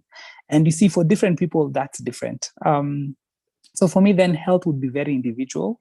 There's a standard measurement of what health is that a medical doctor would tell you. This is what a healthy body looks like. This is how a healthy body functions for purposes of science. So there's that part of health. And then there is an individual, and we are all built very differently to perform very differently. So that being said, it's bringing then mindfulness to it is who is the individual who's in front of you? And when you look at them, are they a person, despite the fact that science says they're not? Because for yoga, we're told, oh, yoga is for, like small people who are like really skinny and have it together or look like they have it together in life. And I'm like, no, yoga is for everyone. It's not limited to age. So there's literally no picture of what a healthy yoga body then looks like, right? It's for all body types, for all bodies. So then health becomes individual based on the person who's in front of me. So then we start the practice and then we discover in what areas then are you showing signs of being unhealthy. So yeah. And I'm so glad to hear somebody say that there's no yoga body, that anyone can do yoga. I've heard it a few times before, but it's great to hear it again. So thank you for that. Safia? So for me, health is balance. If I had to think about just how I kind of monitor my own health. I was actually talking to a friend about this the other day, and I was like, if you saw me maybe about 10 years ago, some pictures of me, like you could tell that even though I was younger than I am, and I will not reveal my age, but I'm a lot older than I look. I looked older back then than I do now. And I'm really, really, I feel like I'm really clear on the fact that because I went on my healing journey, that I like reclaimed parts of who I am. I found joy in being able to live in that more fulfilling space, that it actually like had a whole body transformation for me. And so, I mean, firstly, I think anybody at home who's kind of thinking about like what does my balance look like? Again, think about that wheel of life exercise that we spoke about. Do a body scan, from your fingertips to your toes, just kind of like really be honest with yourself about how do you feel, like mentally, emotionally, physically, right? Rate yourself out of a 0 to 10. The areas of your life that you're neglecting. But I'm a fundamental believer that the closer you get to your authentic self, the more you're able to live in balance, which means that you don't really need to like restrict anything too much. Like there's no extremes in your life. Like you're able to live a whole life. I live a very whole life. But I know that there's no part of me that is coping through any parts of my life or is attached, as Salim would say, to any of those parts, but it allows me to live this full spectrum because we're meant to have a full life. It's really about checking in with yourself and figuring out like, where am I maybe abandoning parts of the things that could make me live a better, more full, more healthy life. It's about really just being honest with yourself about that and then figuring out how to get back into balance. So that's what health would mean for me.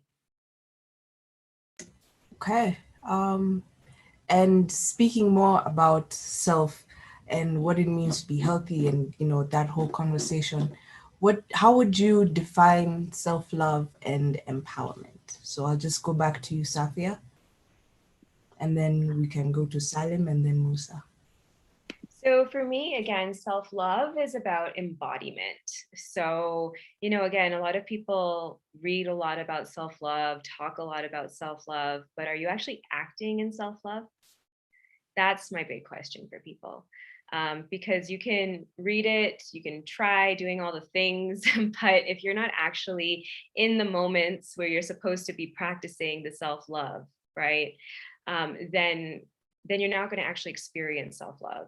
So the easiest way for me to frame it is really, for example, that client that I mentioned who's going to have a hard conversation with her mother, right?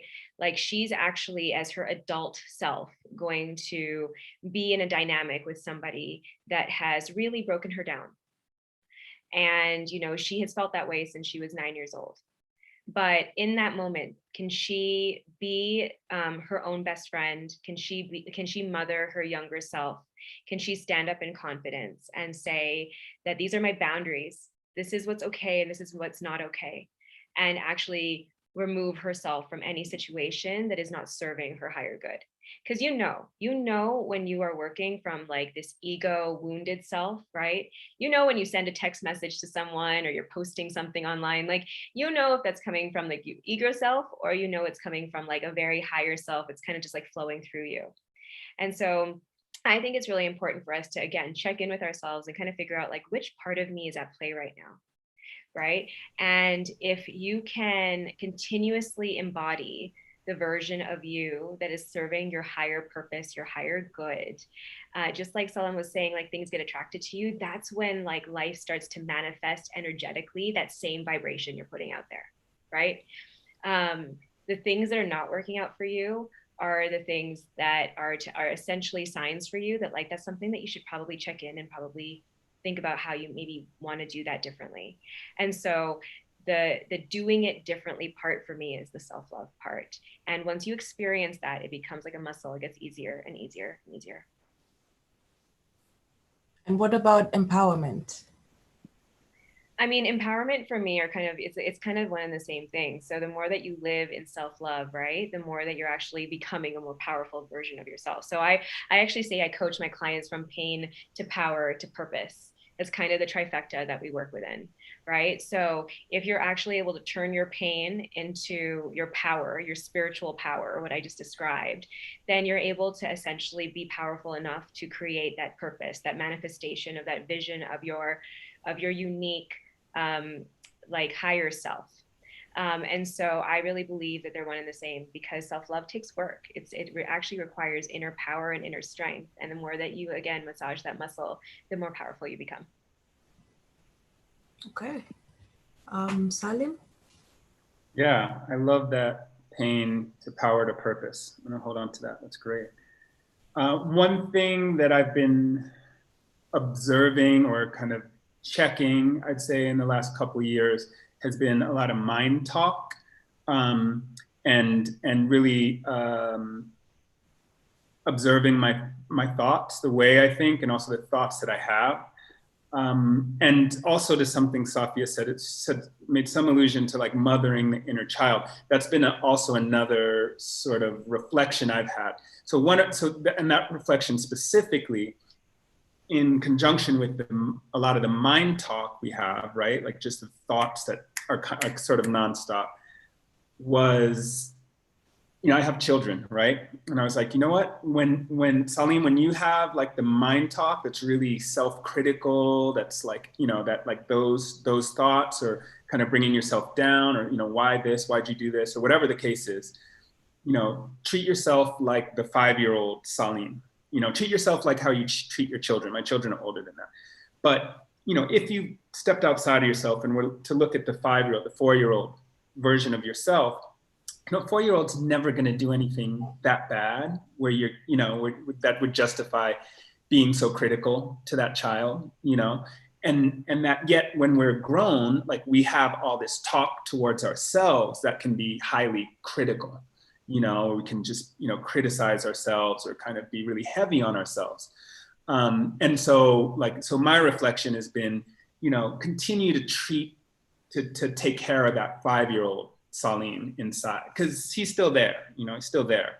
And to me, that's like deep self-love and self-care, is like having, you know, treating yourself with that much affection and care and love toward your own self.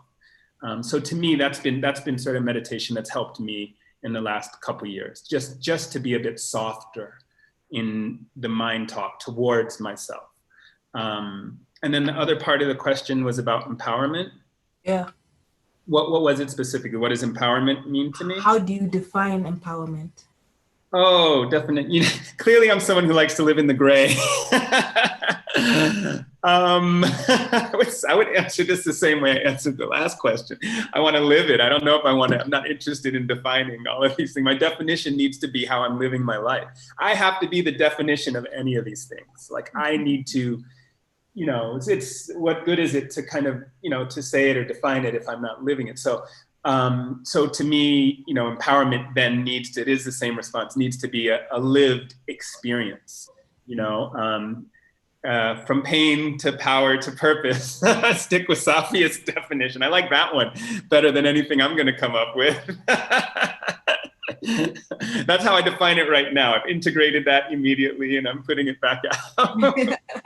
So living my purpose in that case, and continually checking in. It's a practice. To me, it's a practice. It's not like, oh yeah, I'm on purpose, now I'm good the rest of my life. I'm like, no, let it be a practice. Let me notice when I'm, when I fall off, and let me be gentle toward forgiving, and that's empowerment to me, is not being always critical, like, giving myself space, but still, minding where am I going? What am I trying to do in this world? And check in, and that's going to shift and change. And let me honor the changes too. Let me honor what's different about that today than it was last week or last year. And let me live that more and more. Wonderful. Musa, tell us. I think we all have a slogan now: pain to power to purpose. Yes? Yes. So I think then how I'd break it down, if I use the same algorithm that Safia used, would be, so pain would be like, probably you've, and most of the people have had this, is that people are usually, you start experiencing life from the trauma that you experienced as a child. So even as an adult, the way you deal with conflict, the way you deal with, especially the bad things, the good things, those are sorted. But it's the things where you're at conflict, either with self or with the other person, because you don't exist in a bubble by yourself. You usually revert back to your childhood self. And that childhood self would be then the person that speaks to then how you respond to the trauma that now you're experiencing as an adult. And then, so what then we try to do is you try to bring that into awareness, and then to know that now, as probably as a 30-year-old person, I cannot be allowing my 13-year-old person to speak into something that's happening to a 30-year-old. I need to bring the 30-year-old into the conversation and into the room. So that is when now I become that's where the empowering starts happening, because then I'm able to speak as a 30-year-old person, because I know that happened, and I could not control that environment that was there. And then now, as an empowered being, knowing that has happened, I've brought it to light, I know what it did for me. Can I become a better version of me as a 30-year-old? I cannot let a child speak. That was a child, but now I'm an adult. So much has been given to me, and then much is expected of me. So then that is the person that I bring into the room. I bring my 30-year-old self into the room, and I say, this is what I want to apply. Then in that, I define my purpose, and I'm like, okay, so the next question becomes, where do I actually start showing myself love? Is because for someone else to love me, I need to know how to love me first. I need to know how to bring myself into that relationship that I'm experiencing. So in this case, for example, I would say most recently is that I needed to teach myself patience, because I was experiencing something, but I wasn't patient enough to be like, okay, you have been in a situation where you actually have been hurt. And it's okay to feel hurt, but can I allow myself to feel hurt, so that then, I'm not saying that joyous things are not happening in the background, but I have this particular situation where I expected someone to behave in a different way, and they've actually hurt me. So because I've been hurt, can I experience hurt? And then once I've experienced that, how does that unlock for me? Am I able to be patient with myself? So I, Musa, I am patient with myself. I am going through hurt, and I'm going to give this time. Then I am kind to myself enough to be like, this is why I feel like this situation was hurtful for me. So I then start showing myself kindness, not being like, oh, I need to be over this shit because I need to move on. I'm a better person. I'm a better being. And I'm like, okay, no, because if I was speaking to my friend who was going through the same thing, I would actually be patient to listen to what the situation was, I would be like, okay, tell me again and tell me again and again and again, until to a point where they're like, okay, now at what point do they now start seeing the healing, and what does that look like for them?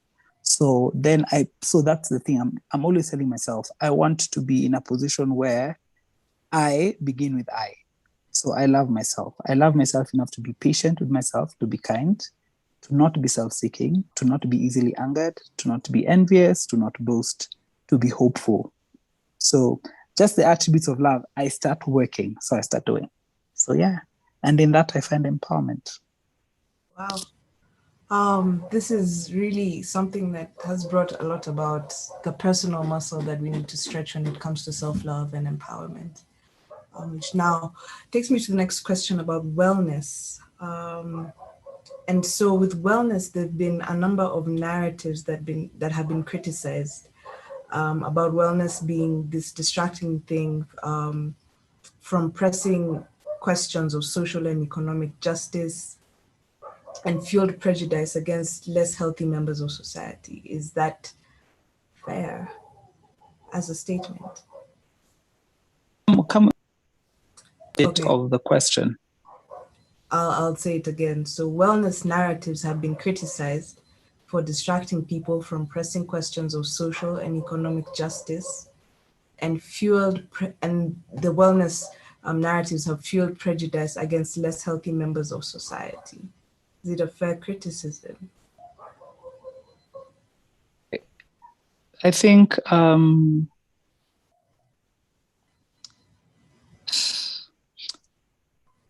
it's not fair, because I guess it's again trying to define something in a bubble that's, because we've been taught to define things the way we've been taught to define things.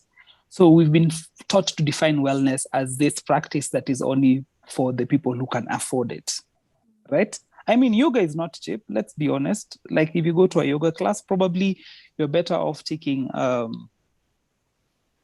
spin class or a Zumba class, right? The cheapest yoga class probably you'll find in Nairobi is worth probably 800 Kenya shillings.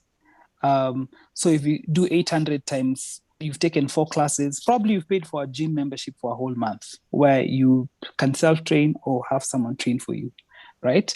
But so the thing about what Salim does and what Africa Yoga Project does is they want to make it accessible to communities, right?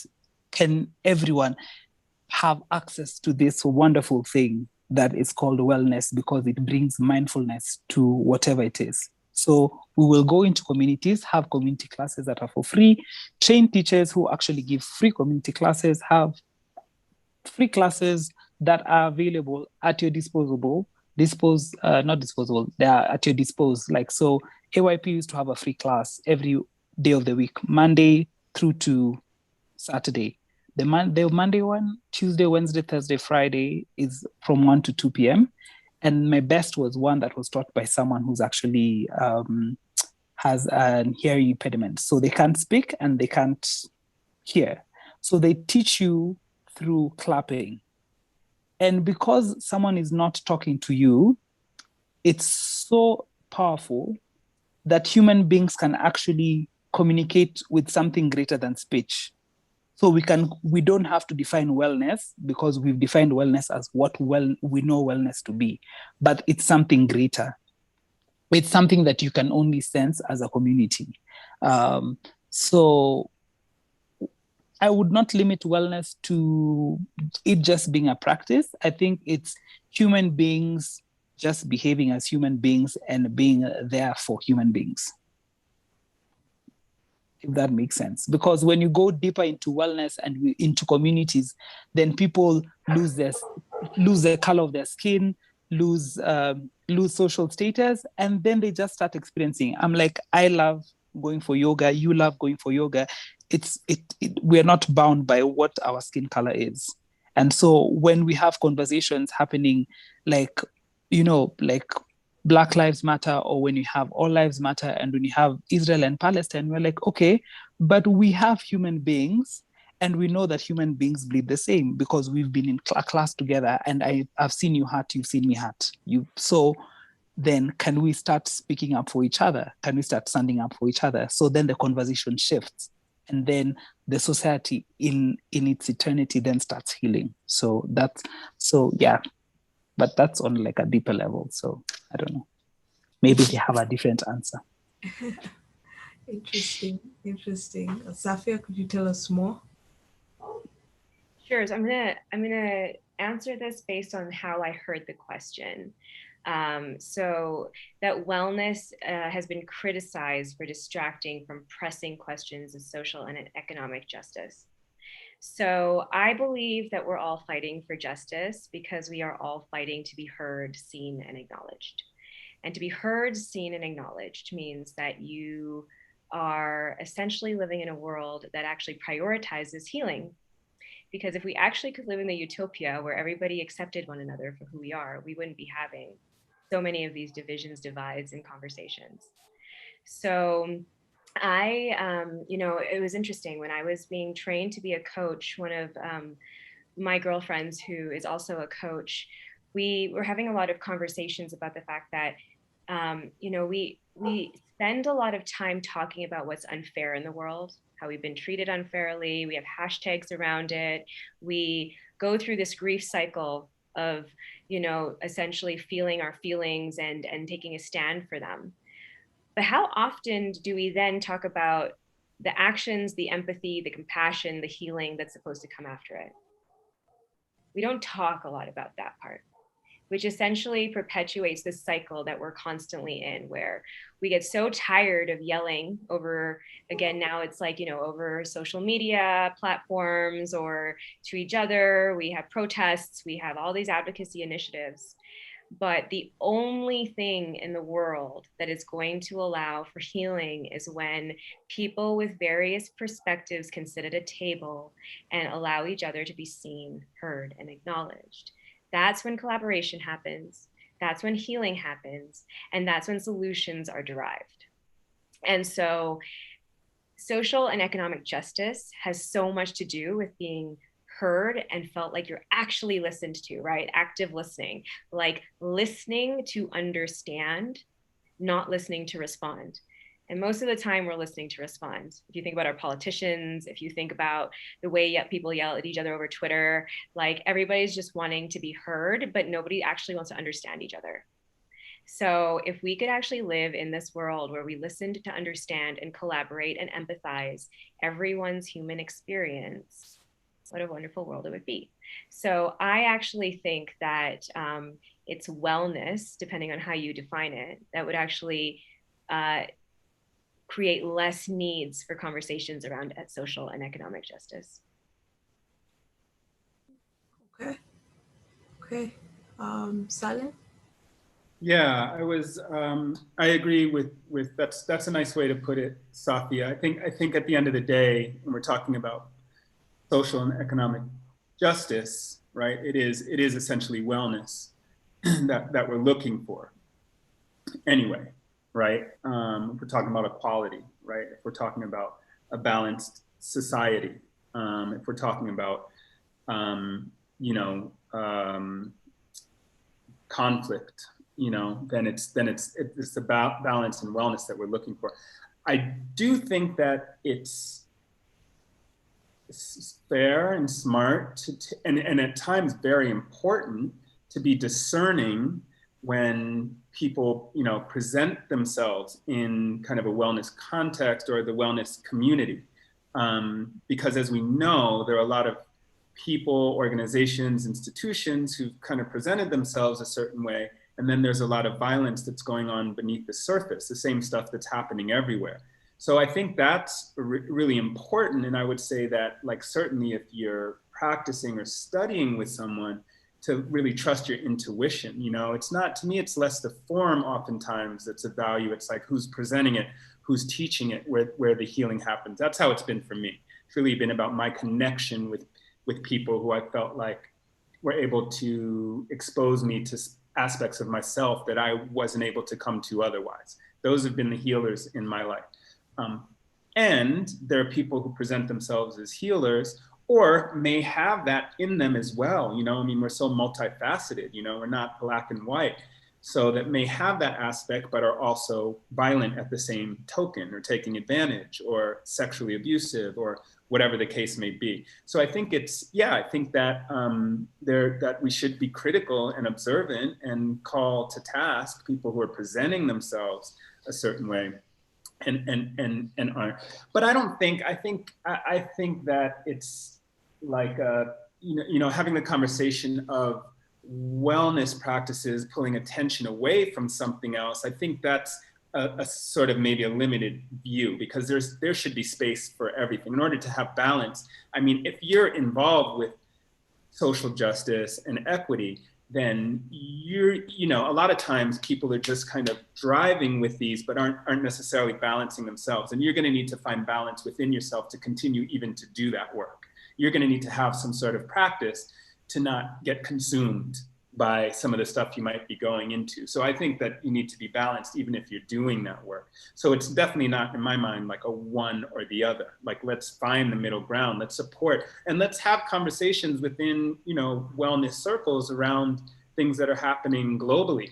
For example, with Synergy, like one of the first things we did when the pandemic hit was we started a weekly Sangha series where we had different presenters from, some were social justice lawyers in the US presenting to our community. It's a free gathering, it's still happening.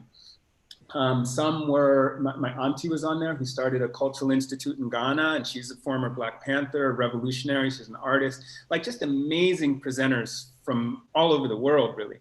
And it's a yoga platform.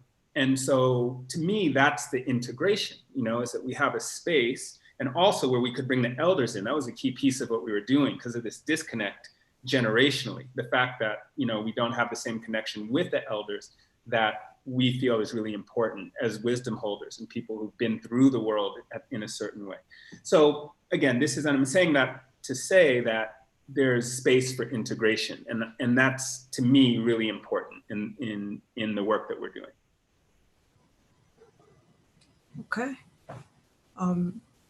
And just to connect the two questions, Musa had already touched on this a little bit, but in Kenya, it's been observed that wellness and mindfulness has been taken up by an anxious elite, and those who most need wellness are less likely to have access to it. So just briefly, what is that about? We can start with Safia. Sure. Well, it's like anything, right? And I mean, I'm sure the other panelists would agree with this, but a lot of these practices that we practice in wellness that have been commercialized for capitalist reasons are ancient methodologies that have existed for years in the most simple of ways, right? For people to essentially be able to journey back to themselves, to essentially find peace within. And so, at the end of the day, I had a huge ethical dilemma even when I was becoming a coach. And when I was growing up, everybody told me, like, you're not meant to be in the corporate world, because I had a very, very corporate career before. They were like, you're meant to be like a healer, you study psychology, do these things. And I was like, no, but like I have to make money off something that I enjoy. The myth that you can't make money off what you enjoy is a myth. You actually like have to survive in this world, and you're allowed to practice your purpose and take money for it. I do believe that a purpose means a contribution to society in some way. So I tell everybody, like, make money off of it, but also find a way that you're not only contributing to your practice, but somehow in some way creating philanthropy or service to your fellow human being. But it is true that as a result of living in a capitalist world, we have made this theme or sector of wellness become not as accessible to those who most need it. So actually the tagline for my business since day one has been infusing healing in everyday spaces. And what that means for me is the fact that if we talk so much about inner child and like the journey back to self and being able to reclaim your power and self-love and essentially feeling like you can walk in this world being fully who you are, then really you should learn that from the first place of love and security that you ever had access to, and that's your family. That is, you know, your caregivers. That is the environment that you grew up in. And so I think conversations like this, you know, as an experiment, I don't even think that we have to experiment with it. But if you are just able to be in a room with people and share parts of your story, you liberate other people to feel free to share theirs too. And you start realizing very, very quickly, regardless of where you live in the world or how culturally different you think you may be, that actually we're all the same, right? We all have blood running through our veins. We have a beating heart. We feel similar emotions. Go on social media if you need a quick reminder of that, and just look at your explore function. There's probably a ton of people like posting a ton of quotes that you can relate to, and that's because they understand you, right? Kind of like exactly the emoji example. Those emojis exist because they're pretty much universal. So if we can start, seeing that as a strength, and having these conversations from the, you know, inception, from, you know, at our dinner tables with each other, you know, in conversations with our friends, instead of just kind of like, hi, how's the weather, you know, and talking about some of the like more survival things that we do, like we would actually live in, again, my version of utopia. So wellness doesn't have to be for the elite. It can actually be like, you can literally go to a class with one of us, you can listen to a talk like this, you can take information from that, and you can contribute it to the community that you live inside. It's just about doing that work so that you can, yeah, create community around these conversations, and essentially like support the greater wellness around you. So yeah. Okay. Salim? Sure. Yeah. So I agree, and I think that, you know, we're living in a time where most people, pretty much everyone now, does have access to information, and I think that it's prudent to use it, to access it. You know, you can go on YouTube and do. I know people who, you know, especially now in the pandemic, everyone's online anyway. Like I said, I work in Kibera, and even though like most of the, at least the family, someone in the family of the youth that I work with has, you know, has access or has, you know, some data on their phone or something. And a lot of them have come to our classes. So I think there's access now. So I kind of feel like it's not good enough. Now, when you talk about like the wellness sort of industry or what it's become, then yeah, I think there's truth to that not everyone has access to all the offerings that are out there. You know, but there's enough work, like Moses comes from Africa Yoga Project, for example. So I don't think that narrative holds that much anymore. And I think, you know, so it depends kind of what you're listening to, you know, and really what your drive is, what your, you know, are you driven? If you want to learn something, there's very little excuse nowadays or very few barriers. And there are some, I'm not, you know, naive about it, but there's also a lot more access than there's ever been in the world. There's more access now than people have ever had in the world to information. So I think that, you know, and there are enough institutions or enough programs like AYP, like Synergy Yoga that are, you know, that do serve the community. So I think, you know, if you're asking the right questions, if you want to learn something, if you're kind of asking the right people, what I would say is that I think it's important to associate with people, to talk to people. If you're interested in learning something, then find out who in your community is engaged or who might know somebody if you're needing that live experience. But to start to, you know, to have the conversation, start to look for things. So there is a stigma at times around, you know, and I think there's, you know, so I think there is some truth to that a lot of programs don't really make an effort. A lot of classes don't make an effort to make their programming accessible to the broader public. And I think that could be improved in a lot of, you know, the so-called wellness industry.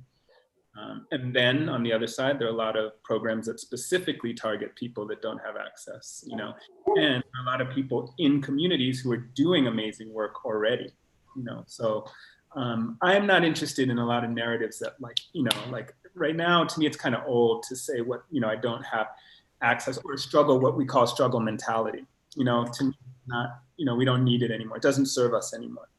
You know, and I understand why it's there, and I understand it takes some time to work through, but I don't think that it serves us, and I don't think we need to hold on to, you know, struggle mentality or a mindset, a disempowering mindset. Okay, and Musa, I know you've already spoken about this a little bit, and we talked about this, but do you have anything to add? I'm just going to be like, I'm going to stand with the positions that has been taken with both Salim with regard to access. I think access is there. We just need to open ourselves to conversation and find out where the access is.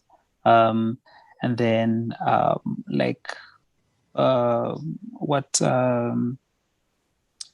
Safina said is that we already have love liberates. So there's a very beautiful poem by Maya Angelou, Love Liberates. It talks about love liberating. And I think if anyone has like free time, they probably might want to have a look at that and then define and start speaking from I. Do I, as a loving person, liberate people? And then, yeah, that's what I would say. Okay. And with all of you, I know you've been practicing or been on your wellness journeys for quite some time. So what have been your experiences living a life dedicated to wellness?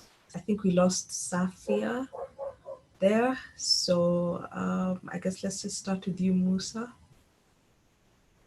I think if I start from my journey would be, am I able to live in my truth? Which would be like, am I able to show up authentically every day as a being and stand in my truth? And then with that said, I'm like, yeah, it's a journey, and I'm not like, I'm not your guru. That's the one thing I always say. I'm not your guru. What I am is someone who is mindful. And because I am mindful, I want to bring mindfulness to the table.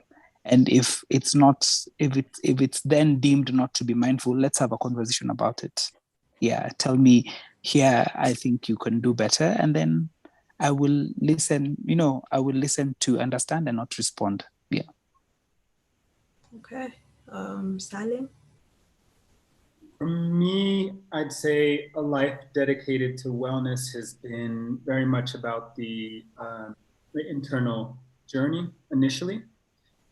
That's a piece of it, and really continuing to understand and explore myself. That's a lifelong journey. There's no destination.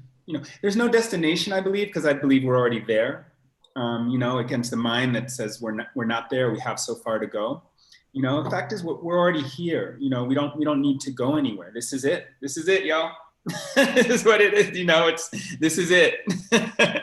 And from that place of like the internal exploration, for me, it's very much been about holding and creating community spaces as well, where we can explore this together and learn in community spaces. That's been very important to me, because those are the contexts in which I've learned the most, right? Is from other people also walking the path, from teachers, from someone I met today, amazing Bolt driver, who we just had a really deep conversation in like 15 minutes.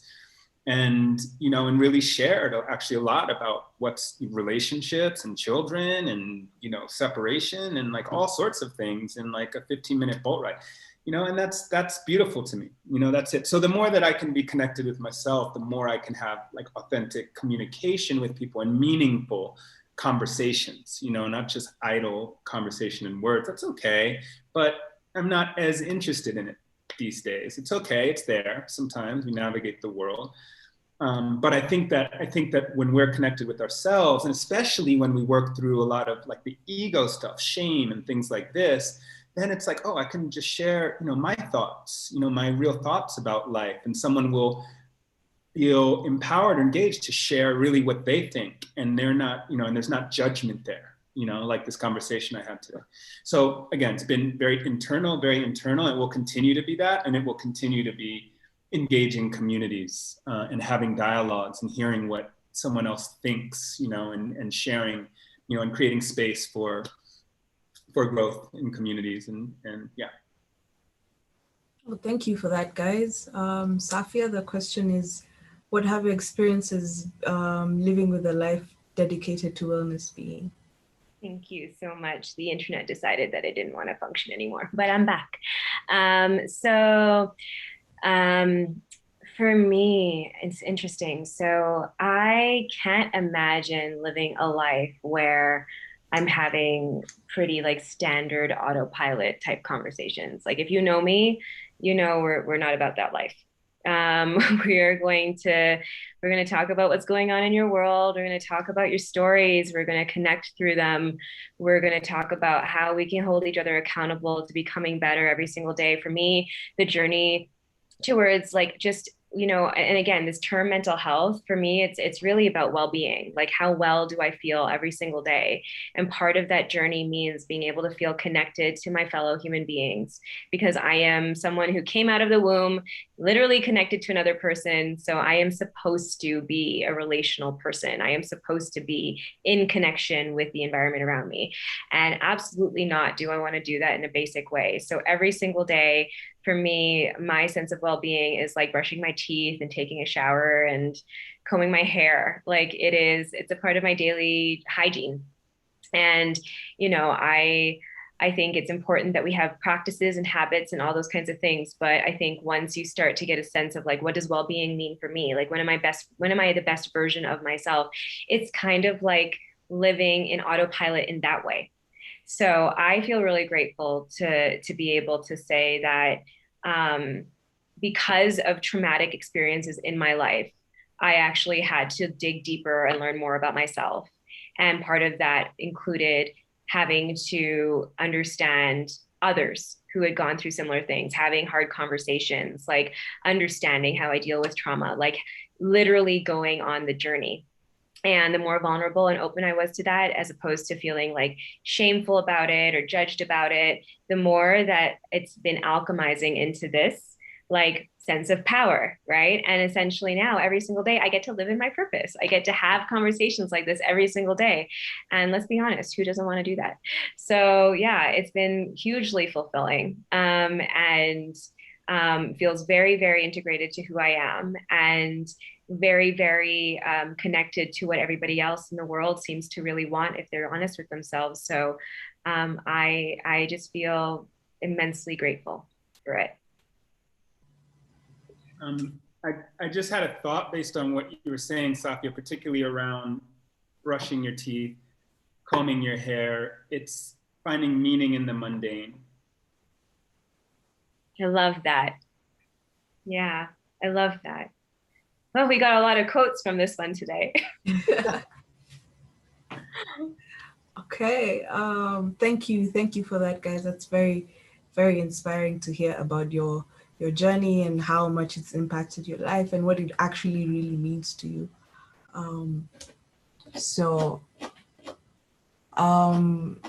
Now on to our last question. Which programs have you been accredited, and how applicable are these credits? So who wants to go first? I'll throw this to you guys. I think mine is. Do you want me to go first? Go ahead. Oh, so I have. I'm a certified spin instructor. I teach. What do we call? Like dance spin. So it's not your regular spin where you sit on a bike. You actually are upstanding. And then 200 hours certified Baptist instructor. And on top of that, I have a degree seated there from University of Nairobi. So how in economics, but how they all come together in life is my degree is about the purchasing power parity of people and how people choose to spend on their disposable income. right now, I think with the pandemic, we see a lot of households have decided that money is not going to be used for leisure. Like they're not going to go out to clubs and drink and stuff. I'm like, but also you're spending so much time in meetings, and you're spending like probably, let's say roughly 8 hours, and then you have to sit for 8 hours, and then you have to think for another 3 hours to populate the work. But I'm like, where do you actually make time for your body to just move and feel? So I'm like, you can use your disposable income in a better way. I mean, if you want to change your jobs, find a coach and be like, okay, I feel like I'm stagnant in life, because I think the pandemic has given us room to be present for self. We're not constantly on the move. So I'm like, oh, you can spend time in a gym, or if not in a gym, in a home workout, or you can even pay for an app where you get to spend time in fitness and discover something new about yourself. Discover what you like, what you don't like. Do you like spin? You don't like spin? Do you like yoga? You don't like yoga? Do you like boxing? Probably, because you're going to pick up gloves. Like you're going to buy dumbbells, for heaven's sake. I mean, just go out, explore, discover, find. Okay. Safia? So my first accreditation is real life, because 100% of the time, 100% of the time when clients find out my story, they actually want to work with me more because they understand that I can actually relate to what it is that they've gone through, but I've done like the hard work on it, right? So I am a survivor of various traumas, and I am going to put it out there that I think that we over glorify certificates and training. Not that it's not necessary, but just because you have the credentials does not mean that you're qualified. And for me, like it's like as if you went to med school and you got straight A's on all your exams, but you never learned actually how to do a surgery. Would you want that person doing surgery on you? Probably not. So I think we need to really think about the practitioners that we're going to. And I'll tell you that I have various clients who find me after having really terrible experiences with people in the field of mental health, because there is still work that needs to be done, that practitioner needs to do. There is still stigma that is being backed right behind what they do. So, I've had clients who have said, my therapist started our session with a Bible verse, or spoke the whole time about her divorce, or has made sexual advances at me. And I am all for you being a practitioner and a whole human, and like holding yourself accountable to your own development journey. But it is absolutely important that the self-awareness is there. And that, like, even with my clients, I will 100% of the time be like, this is where I'm at in life. This is what I'm going through in life. And this is how I can show up for you right now. And because, like, absolutely, should you not assume that, like, I am not going to live a life and also go through my own learning journey consistently all the time. The importance is that I'm aware of that and that I actually try to do something, and I'm conscious and I try to do something about that. So for me, real life and being self-aware is number one. Number two, I am trained by the Coactive Training Institute. It is the founding member of the ICF, which is the accreditation body for coaches globally, and one of the best experiences that I've ever had. And I have a coach of my own who I see. I have a therapist of my own that I see. I've done work in inner child, human-centered design. I've gone to Harvard for adaptive leadership. I also have a commerce degree, which is why I was working in consulting firms for almost 10 years of my life. And all of these different things create the amalgamation smorgasbord that is me. But at the end of the day, really, most of my work is steeped in the fact that I went through traumas and I went on my own learning journey. And I then like to pass that on to the clients that I serve. All right. Thank you, Safia. Salim, take it away. Right on. That was great. That was great. I like that a lot. And so yes, like echoing that school of life first and foremost. And like what Safia was saying, I think it's really important to be mindful of giving power, to someone else, in whatever aspect. And I think with that in my mind, it's really about connecting with our intuition, because we know, well, if we're connected with our intuition, then we have a sense if someone's genuine, if someone's really trying to support our journey, or in whatever capacity, relationships, let alone a sort of professional, or if we're looking for someone for some form of healing. And so that's, to me, really, really crucial. It's really critical.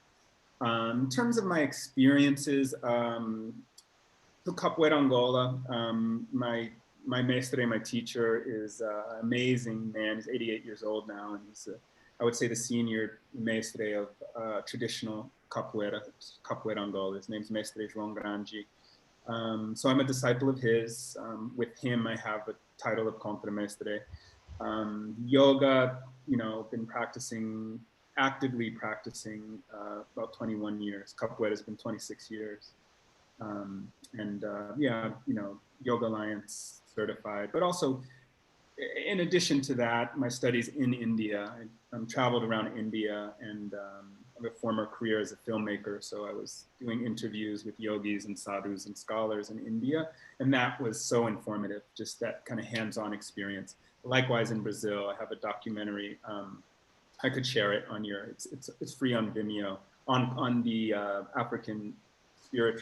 Central African spiritual principles in Capoeira, called Besouro Preto. So that's a big part again, and that's and in our tradition, that's where we get information. In Capoeira, I'm talking about specifically, that's where it's from talking to elders. It's your time in the art, but it's also story, it's the word, because this particular tradition comes from the experience of transatlantic slavery. And so things were transmitted orally. And for us, the history is encoded in the songs we sing. That's where we hold our history. And so for me, in that art form, having spent a lot of time with the elders, both in Brazil and, master teachers who were in the US and other places. So that's really a lot of my training in that art form. I mean, we get titles, but it's more recognized kind of the time you spent, with, sitting close to the folks who have the information or who carry it from back in the day, what we call the Guarda Velha, the old guard in Capoeira. So I've spent a lot of time with the elders in that art form.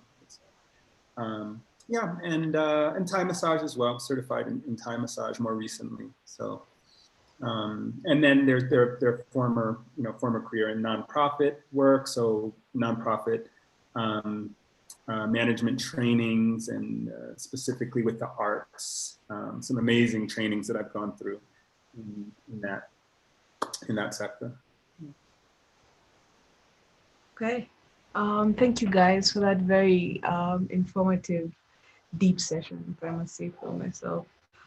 So I'd like to hand it back to Jonas. Yeah. All right. Thank you guys. This has been, wow, amazing. I just hope that, people are taking it stride. We are making so much headway. And I think that we need to continue having this conversation further. But that being said, I would, just because I'm looking at the time, and I also had this, urge to sort of ask you something that is key in what we were discussing today, which is, the second part, which is mindfulness. But I was, as you guys were speaking, I was just, what was coming to mind mostly was because when we did do sort of like this poll online, and I realized like people do somewhat understand what wellness is, like even the way we've been able to give examples and illustrations like that. But I think sometimes mindfulness kind of gets, encoded into wellness as well. And I want maybe just quite, briefly, just to give an explanation in what you would think. Because I think what comes to mind is obviously matters to do with your head, what is going on in your brain. But then there's the mind aspect, logic, creativity, how you're feeling, all these things that obviously are tied into wellness, because we cannot speak about wellness without speaking about mindfulness.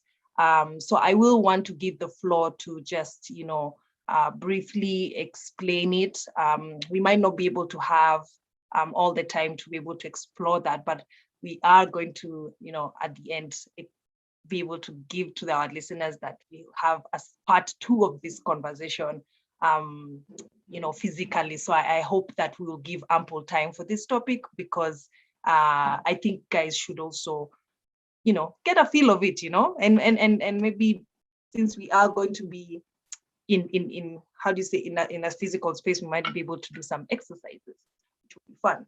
But that being said, yeah, just maybe we can just explore what it means, what you think the qualities of what mindfulness entails, attributes, stuff like that, just for maybe still tuned in, and we're thankful for those still with us at this time. Yeah, I'll start with Moses. Yeah, with Musa. Okay, so I'm going to be like one of those teachers. So Safia mentioned that there is pain, and then there's power, and then there's purpose.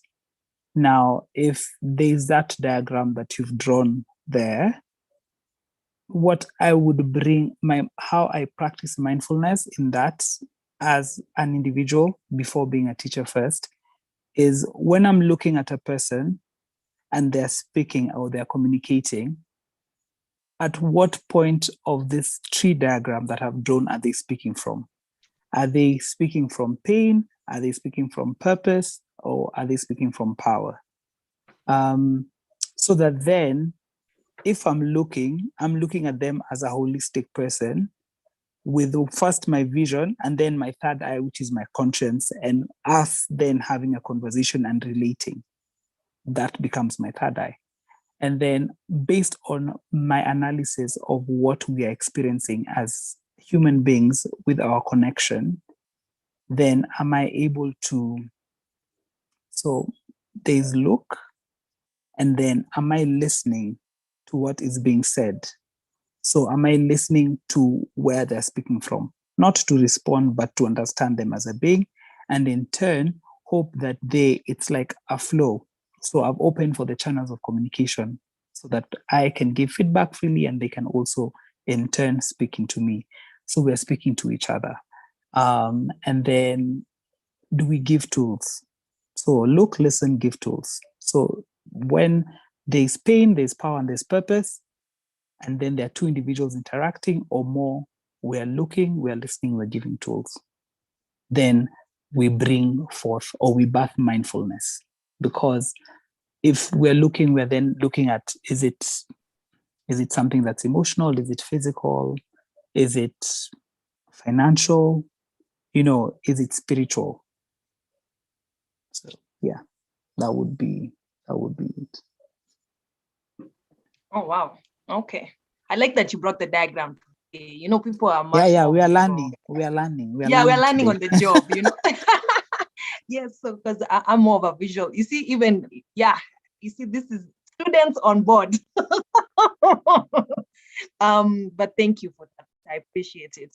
I think I wish there was a way we could even put it on our chats so that people can see, this is how we are articulating this. But yes, Safia, what, in your opinion, would you be able to describe all this in terms of mindfulness? And yeah. Firstly, I love that my program name is like becoming like the coolest marketing slogan ever. So thank you for like this market research, because now I'm definitely using it. We're plugging you. Yeah, for real. It's like a testimonial. I appreciate it. Thank you, guys.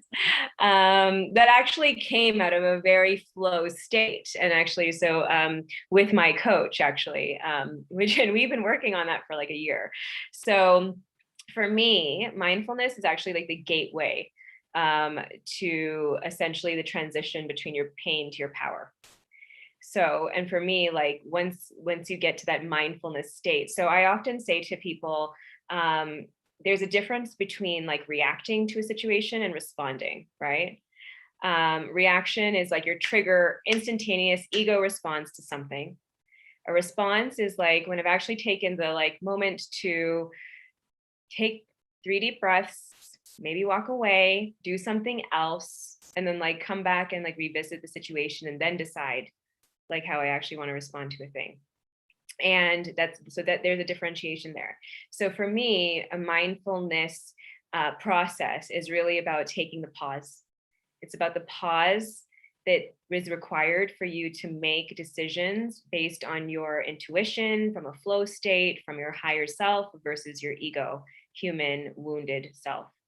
Often people get stuck in the mindfulness piece and they keep asking themselves why I can't see any transformation. And it's because you're supposed to do something with that mental state. You can't just like be in Zen and like sit in a yogic position and then hope that like change will happen. Like you have to actually do something with that space that's created, right? And so that's where the transformation actually happens. Like you can't ohm your way out of pain, but you can use it as an opportunity for you to make better decisions. So that's how I would define a mindfulness practice. Right. Okay. That's amazing, because we often just like to sit in a rut or the limbo stage, as we like to sort of call it. Yeah. All right. So Salim, take us away with your thoughts. So I would say I'll give like historic context. I think mindfulness, like what in contemporary context, is basically a reframing or a contemporary sort of practice of Buddhist principles, essentially, which come back to, bringing yourself into present space and time. And there are different ways that can be practiced and how that looks. But it's not necessarily, in my mind, really much different than that. And I would say, but it is sort of reframed for contemporary society. Like we're not practicing, most people aren't practicing in a deep meditative practice in that way, or dedicating their time or life to that particular practice. So now, what do some of the key tenets and principles of Buddhist practice look like in a contemporary context? And I think that's what sort of the mindful and mindfulness movement has really been about, is kind of taking these, certain practices. If it's keeping your awareness on one thing, be that your breath, or someone was talking about active listening, like that's a mindful practice. And a lot of those principles are really, applicable. I mean, they're all applicable, but there's certain ways in which they can be carried out in today's society. And I know there are a lot of programs, like I lived in California for quite a while. There are a lot of mindfulness programs in schools, for example, that have done a lot of work with helping children deal with their emotions, with help with incorporating some of the practices into helping teachers guide students to better learning. So taking time out where they're not just like constantly just listening and regurgitating information, but taking intentional time out in classrooms, for example, to focus on breathing, to move a little bit, to do different mental exercises that help you be able to focus on one thing. And so, yeah, I think essentially that's it. And what that looks like, I mean, it looks a lot of ways, but I think it really comes back to our ability to be consciously and intentionally in the present time. If it's here having a discourse, then really being here for 2 hours, listening, focusing, being able to, like people were talking about active listening, that's a key component, I think. Whatever it is you're doing, being present with that particular activity and action as much as you can, so that your mind's not dispersed and you're not kind of leaking your energy everywhere. You're able to really focus on the task at hand. Right. that's important. I mean, thank you for using us as an example, because, you know, there have been people who have been online, and to actually put the focal point on us today for 2.5 hours has been probably a task and a half. But we are thankful either way. Very mindful. Very mindful. Well, I wanted something that, because we can't touch on everything, but I wanted to wind up this conversation and actually wrap up our session for today on just figuring out, just as you guys in this practice, how do you honestly feel, you know, based on wellness and mindfulness, like the future of this, like just looking straight on, like the adaptability, just the way in which your practice right now, it could be, like you said, on a trajectory, but there isn't, you know, we are moving in different times and things could happen. What do you see that future looking like, being a practitioner in your space? Yeah. Where did I start? I'm trying to think. Maybe I should start with Safia this time. And then we can kind of like move around, and then, yeah. Sure. I am extremely positive about this, because, you know, as much as we've had a lot of, you know, we've had a difficult year, especially with, you know, I mean, the first time in history having a global pandemic, and with like global communication systems at play, you know, this has been an extremely interesting human experience for all of us. But the one thing that if I know anything about human beings is that we don't believe anything until we go through it. We have to actually experience something before we believe it's true. And so, you know, if I think about culturally, you know, again, that kind of one of the key reasons for what my exploration around mental health came from, like just trying to understand why, you know, my own mother would feel the urge to kind of like leave this world, you know, and what motivated that. And suicide is a conversation that we're having a lot more, because a lot of people are starting to come out with their stories. And essentially, a lot of these conversations about mental health and mindfulness and wellness and et cetera are becoming more common day conversations, is because all of us are feeling the weight of what's happened over these last few months. And so what that's doing is that now that people can actually say, hey, I know that I'm struggling emotionally, it's starting to open up more channels for these communications. We're talking more about social and emotional learning in schools, right? People are really, they're building apps around calmness. There's creating work-life balance in their, you know, organizations. Like there's a lot, way more than even when I started my career like 15 years ago. Like even if I think about where we were like 5 years ago, 3 years ago, the amount of conversation there is around you being a whole human being, right? And actually caring about your mental and emotional well-being has become a common day conversation. So I feel like we're actually heading in the right direction. I think that really for me, the number one thing is that means we're breaking the stigma, which means culturally it will be more appropriate for us to actually not only talk about these things, but practice things within, but also, again, in our own families, in our own circles, in our own communities that are more healing, that create more sense of belonging and connection, and the things that we essentially crave to feel safe, seen, heard, loved, acknowledged. So I again, urge everybody to not feel like wellness is inaccessible. It's literally available to you if you just allow yourself to kind of break through the stigmas you've created against it, or you have been trained to believe about it, because it will not only make you like your life better off, but like the people around you. And so, yeah, I see nothing but going upwards from here. That's amazing to hear that, and I hope that everybody gets to hear that PSA. All right, so next we have Salim telling us, how do you feel the future looks like? Are you a psychic? Can you see in the future? We all are, though. That's whether we've realized it or not is another question.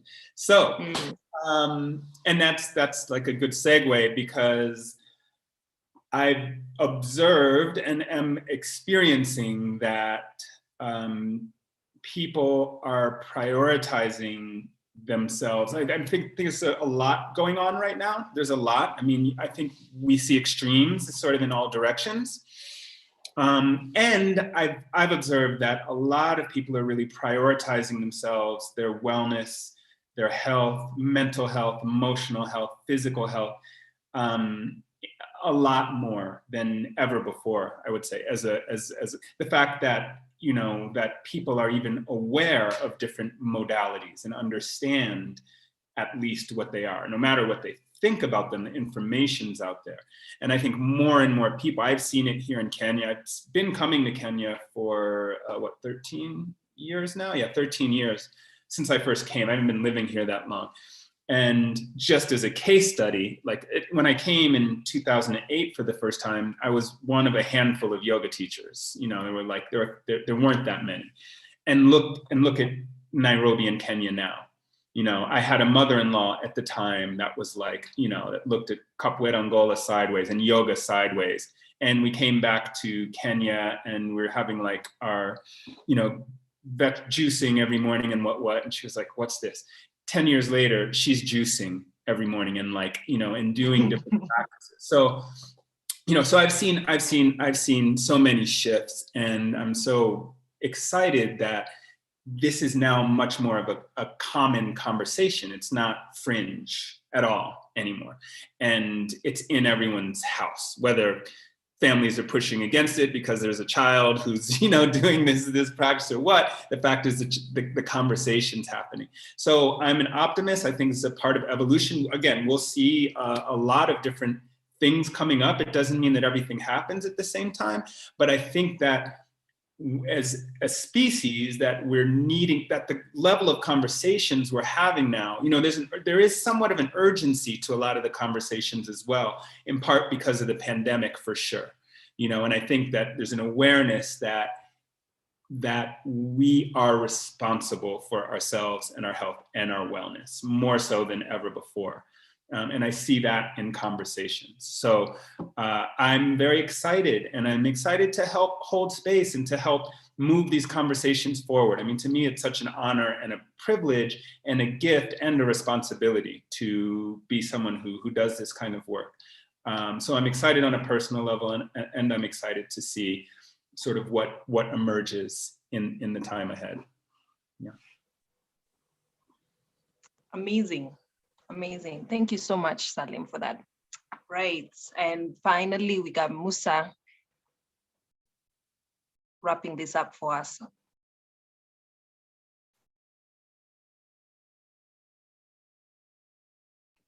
Musa, your audio's off, bro.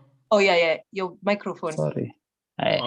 Good call. So I'm going to speak to two. I was going to speak to two parts of this, because having grown up in Kenya, I think we never actually valued a lesson that was always in one of our rosters, which was called physical exercise, which is now called wellness, but it's existed. And we used to have this one teacher who would teach sports in the whole entire school. So one lesson was to always do sports. Remember wellness? Yeah. Mm-hmm. And so, but it was always shunned to do. Like growing up, it was never like a cool thing to be like a yoga teacher, or to be like a spin instructor, or to be like a physical exercise teacher. You ever wanted to be like a math, physics, or biology teacher, you had to be in the sciences field. And you see that conversation has changed, where we're like, okay, yes, we need scientists, but scientists also need people to keep them fit and to keep them healthy and to keep them moving. And because that also does something for your brain, in as much as just sitting and looking at microscopes, something to your brain. So I feel like the shift has been important. And also, can people get paid to actually teach these things? The same way you go to school to study how to look at a microscope is the same way I study how to look at your muscles, and the muscles that are fading and they're failing, and then you need them because your 50-year-old self will need them. And then to look at your diet, what are your dietary needs based on your, are you a mesomorph? Are you an ectomorph? Are you an endomorph? So people in sports science will study these things because there's a way in which muscles of your body just need to be in connection with each other.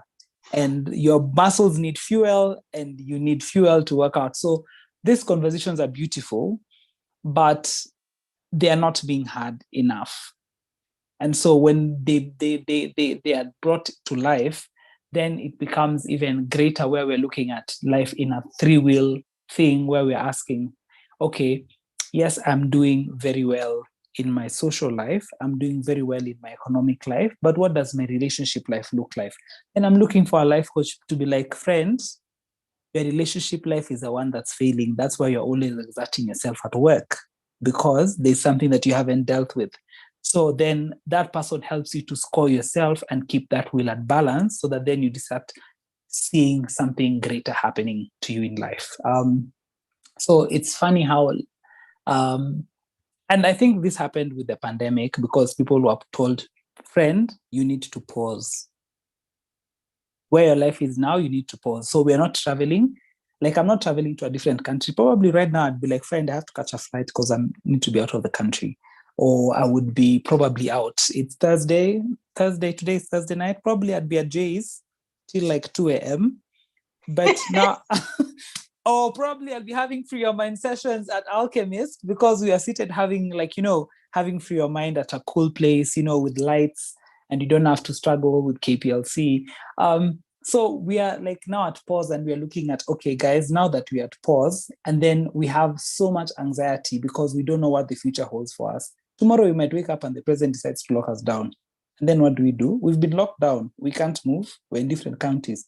And so we're like, okay, can we conversate about what that looks like for us? We don't know if we're going to get out of a pandemic, but we're like, okay, we are hopeful. But at the same time, what does living like for tomorrow, once you decide to wake up, look like for you? Are you showing up for yourself before you start showing up for people? Are you being mindful of how you interact with people in social media? What do you allow yourself to see and not to see? So it's a beautiful space. And it's so people are now beginning to have conversations. So yeah. Oh, good. I mean, you lost me a little bit when you were like dropping some serious jargon at some point. I was like, what is this man saying? Like, am I in a science class? I feel like it's in the afternoon. I was waiting for him to say animals. And I was like, okay, keep going. I'm like, can you at least don't just leave us behind like visually, Musa? I'm like, I'm literally here with my notebook, like, okay, what did this man say? I'm going to have to like Google this later. But truly, I understand. The world, the earth, as I like to put it, likes to find ways in which if things are too, unstable, has a way of bringing things down. Perfect example is what happened to the dinosaurs. The space, like my dad was trying to explain to me one day, they just could not fit in this earth. So the earth had to do something, and it's drastic to like eradicate. But all in all, I think what happens in eradication is mostly within, and I believe that's what 2020 has been. That's what like this year has been, is more of introspective and feeling the need to just look and take stock of the things that happens within. Because if we don't do that, I think we'll just be sort of in what is it, autopilot, as Safia was explaining, which I feel that is just a very mediocre way of living, in my opinion. But yeah, guys, I think this comes to the end. I love the fact that we've been able to leave this on a high note. Unless I want to give just like maybe 1 minute for final remarks. 1 minute, final remarks. 1 minute. So we're going to start with Salim, and then we'll go to Safia, and then we're going to finish up with Musa. And then I'm also want to just give to my team as well, what they have been sort of cooking in their heads as well, to wrap it up. And then I will give the final thank you. And then, yeah, we will be on our way to bed very soon. Yeah. You missed So us already. That's why you want these final remarks. yes, but overall final remarks, and then Yeah. 1 minute.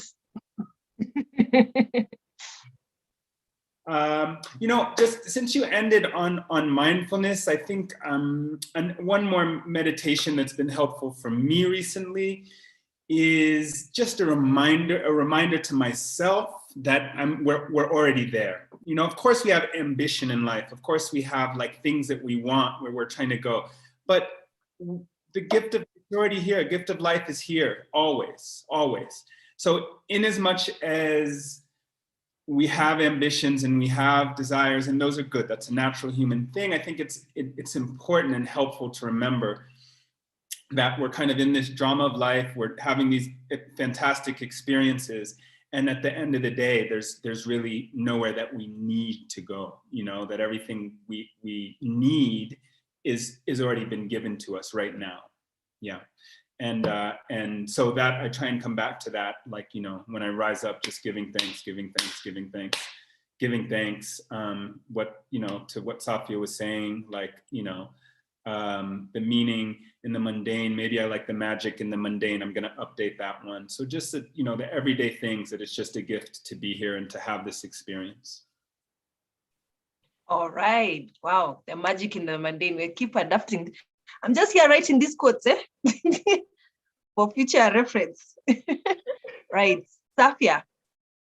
Well, I guess in conjunction to what Salim just said, I actually, really realized that like every single human living thing in this world, in this universe, is actually a system. Everything's a system, right? If you think about your like internal well-being, like your physical health, like what you put in is what you get out. What you think is what you manifest. Like everything that you, as he said, want or need, you already have access to. And so often what I feel like I come across is people believing that like living in stress and anxiety and this horrible word of hustle is like supposed to be what we're supposed to, like our reality looks like. And like what you speak into existence, the way you approach every day, the way that you think about things, who you surround yourself by, like all of those essentially feed your system. So I think the one takeaway that I want to leave everybody with is like, look at your system, look at your internal system and look at your external system and ask yourself, like, what is actually not serving me? And if it's not serving you, go and start looking for answers. And I'm not asking you to like take on somebody else's ideology. I'm saying go and explore different perspectives, different environments, different experiences, different conversations, but like be a wanderer in your own life so that you can actually decide like what kind of life that you can live to feel the most fulfilled. Amen. I think she should have gone last. You should have, I'm just like, why me?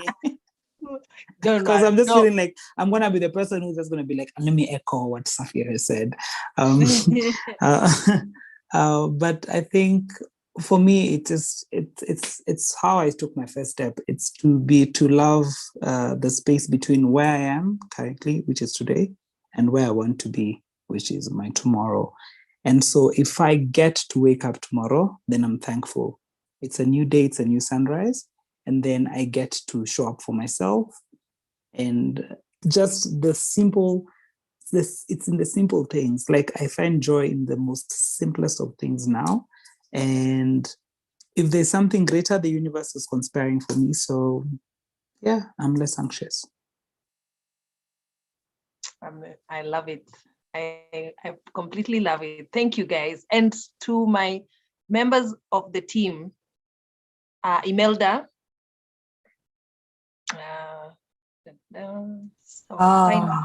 Final remarks.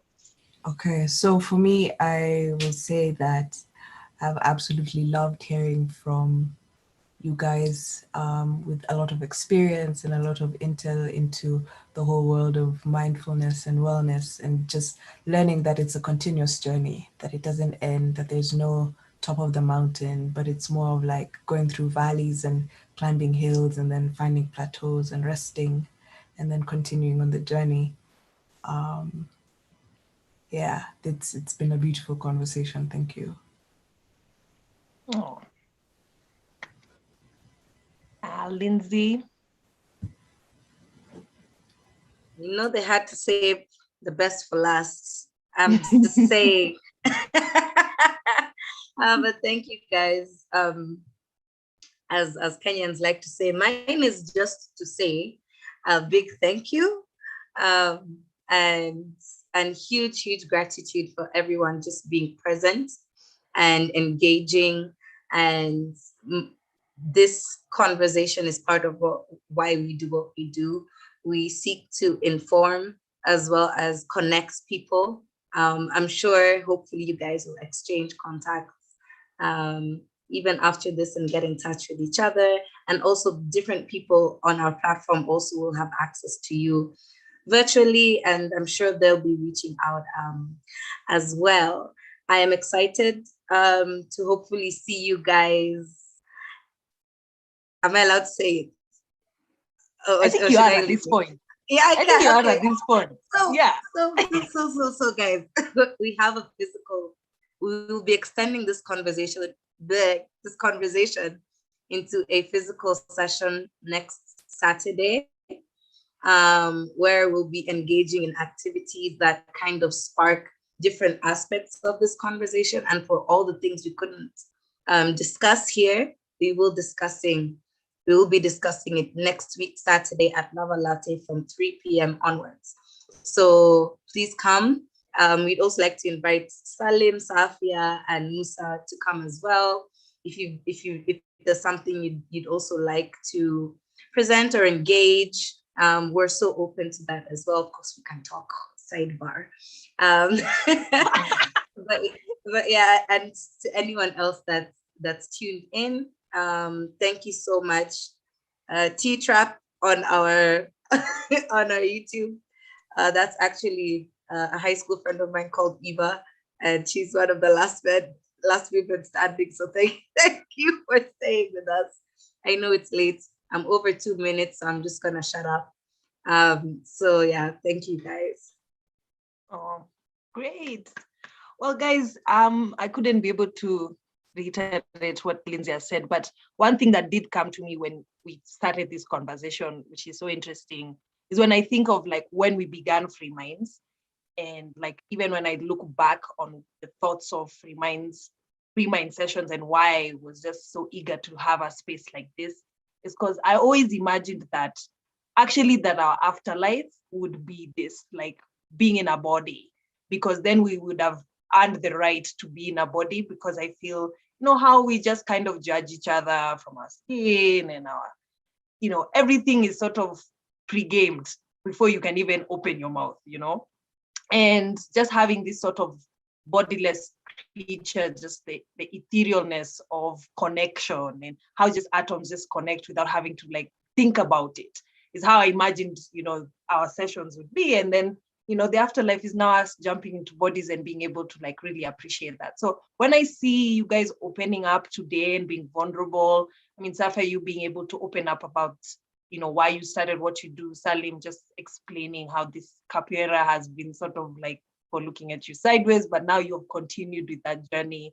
Musa just being able to continuously be who you are and be proud in your skin, you know, it's not easy. And this journey, like I said, is always one that I like to actually call it a symphony, because the journey for me feels like I'm gonna get off at some point. I don't know why, but symphony feels like there's a next part of the orchestra that they're gonna come up with those cellos, really, really, really dramatic.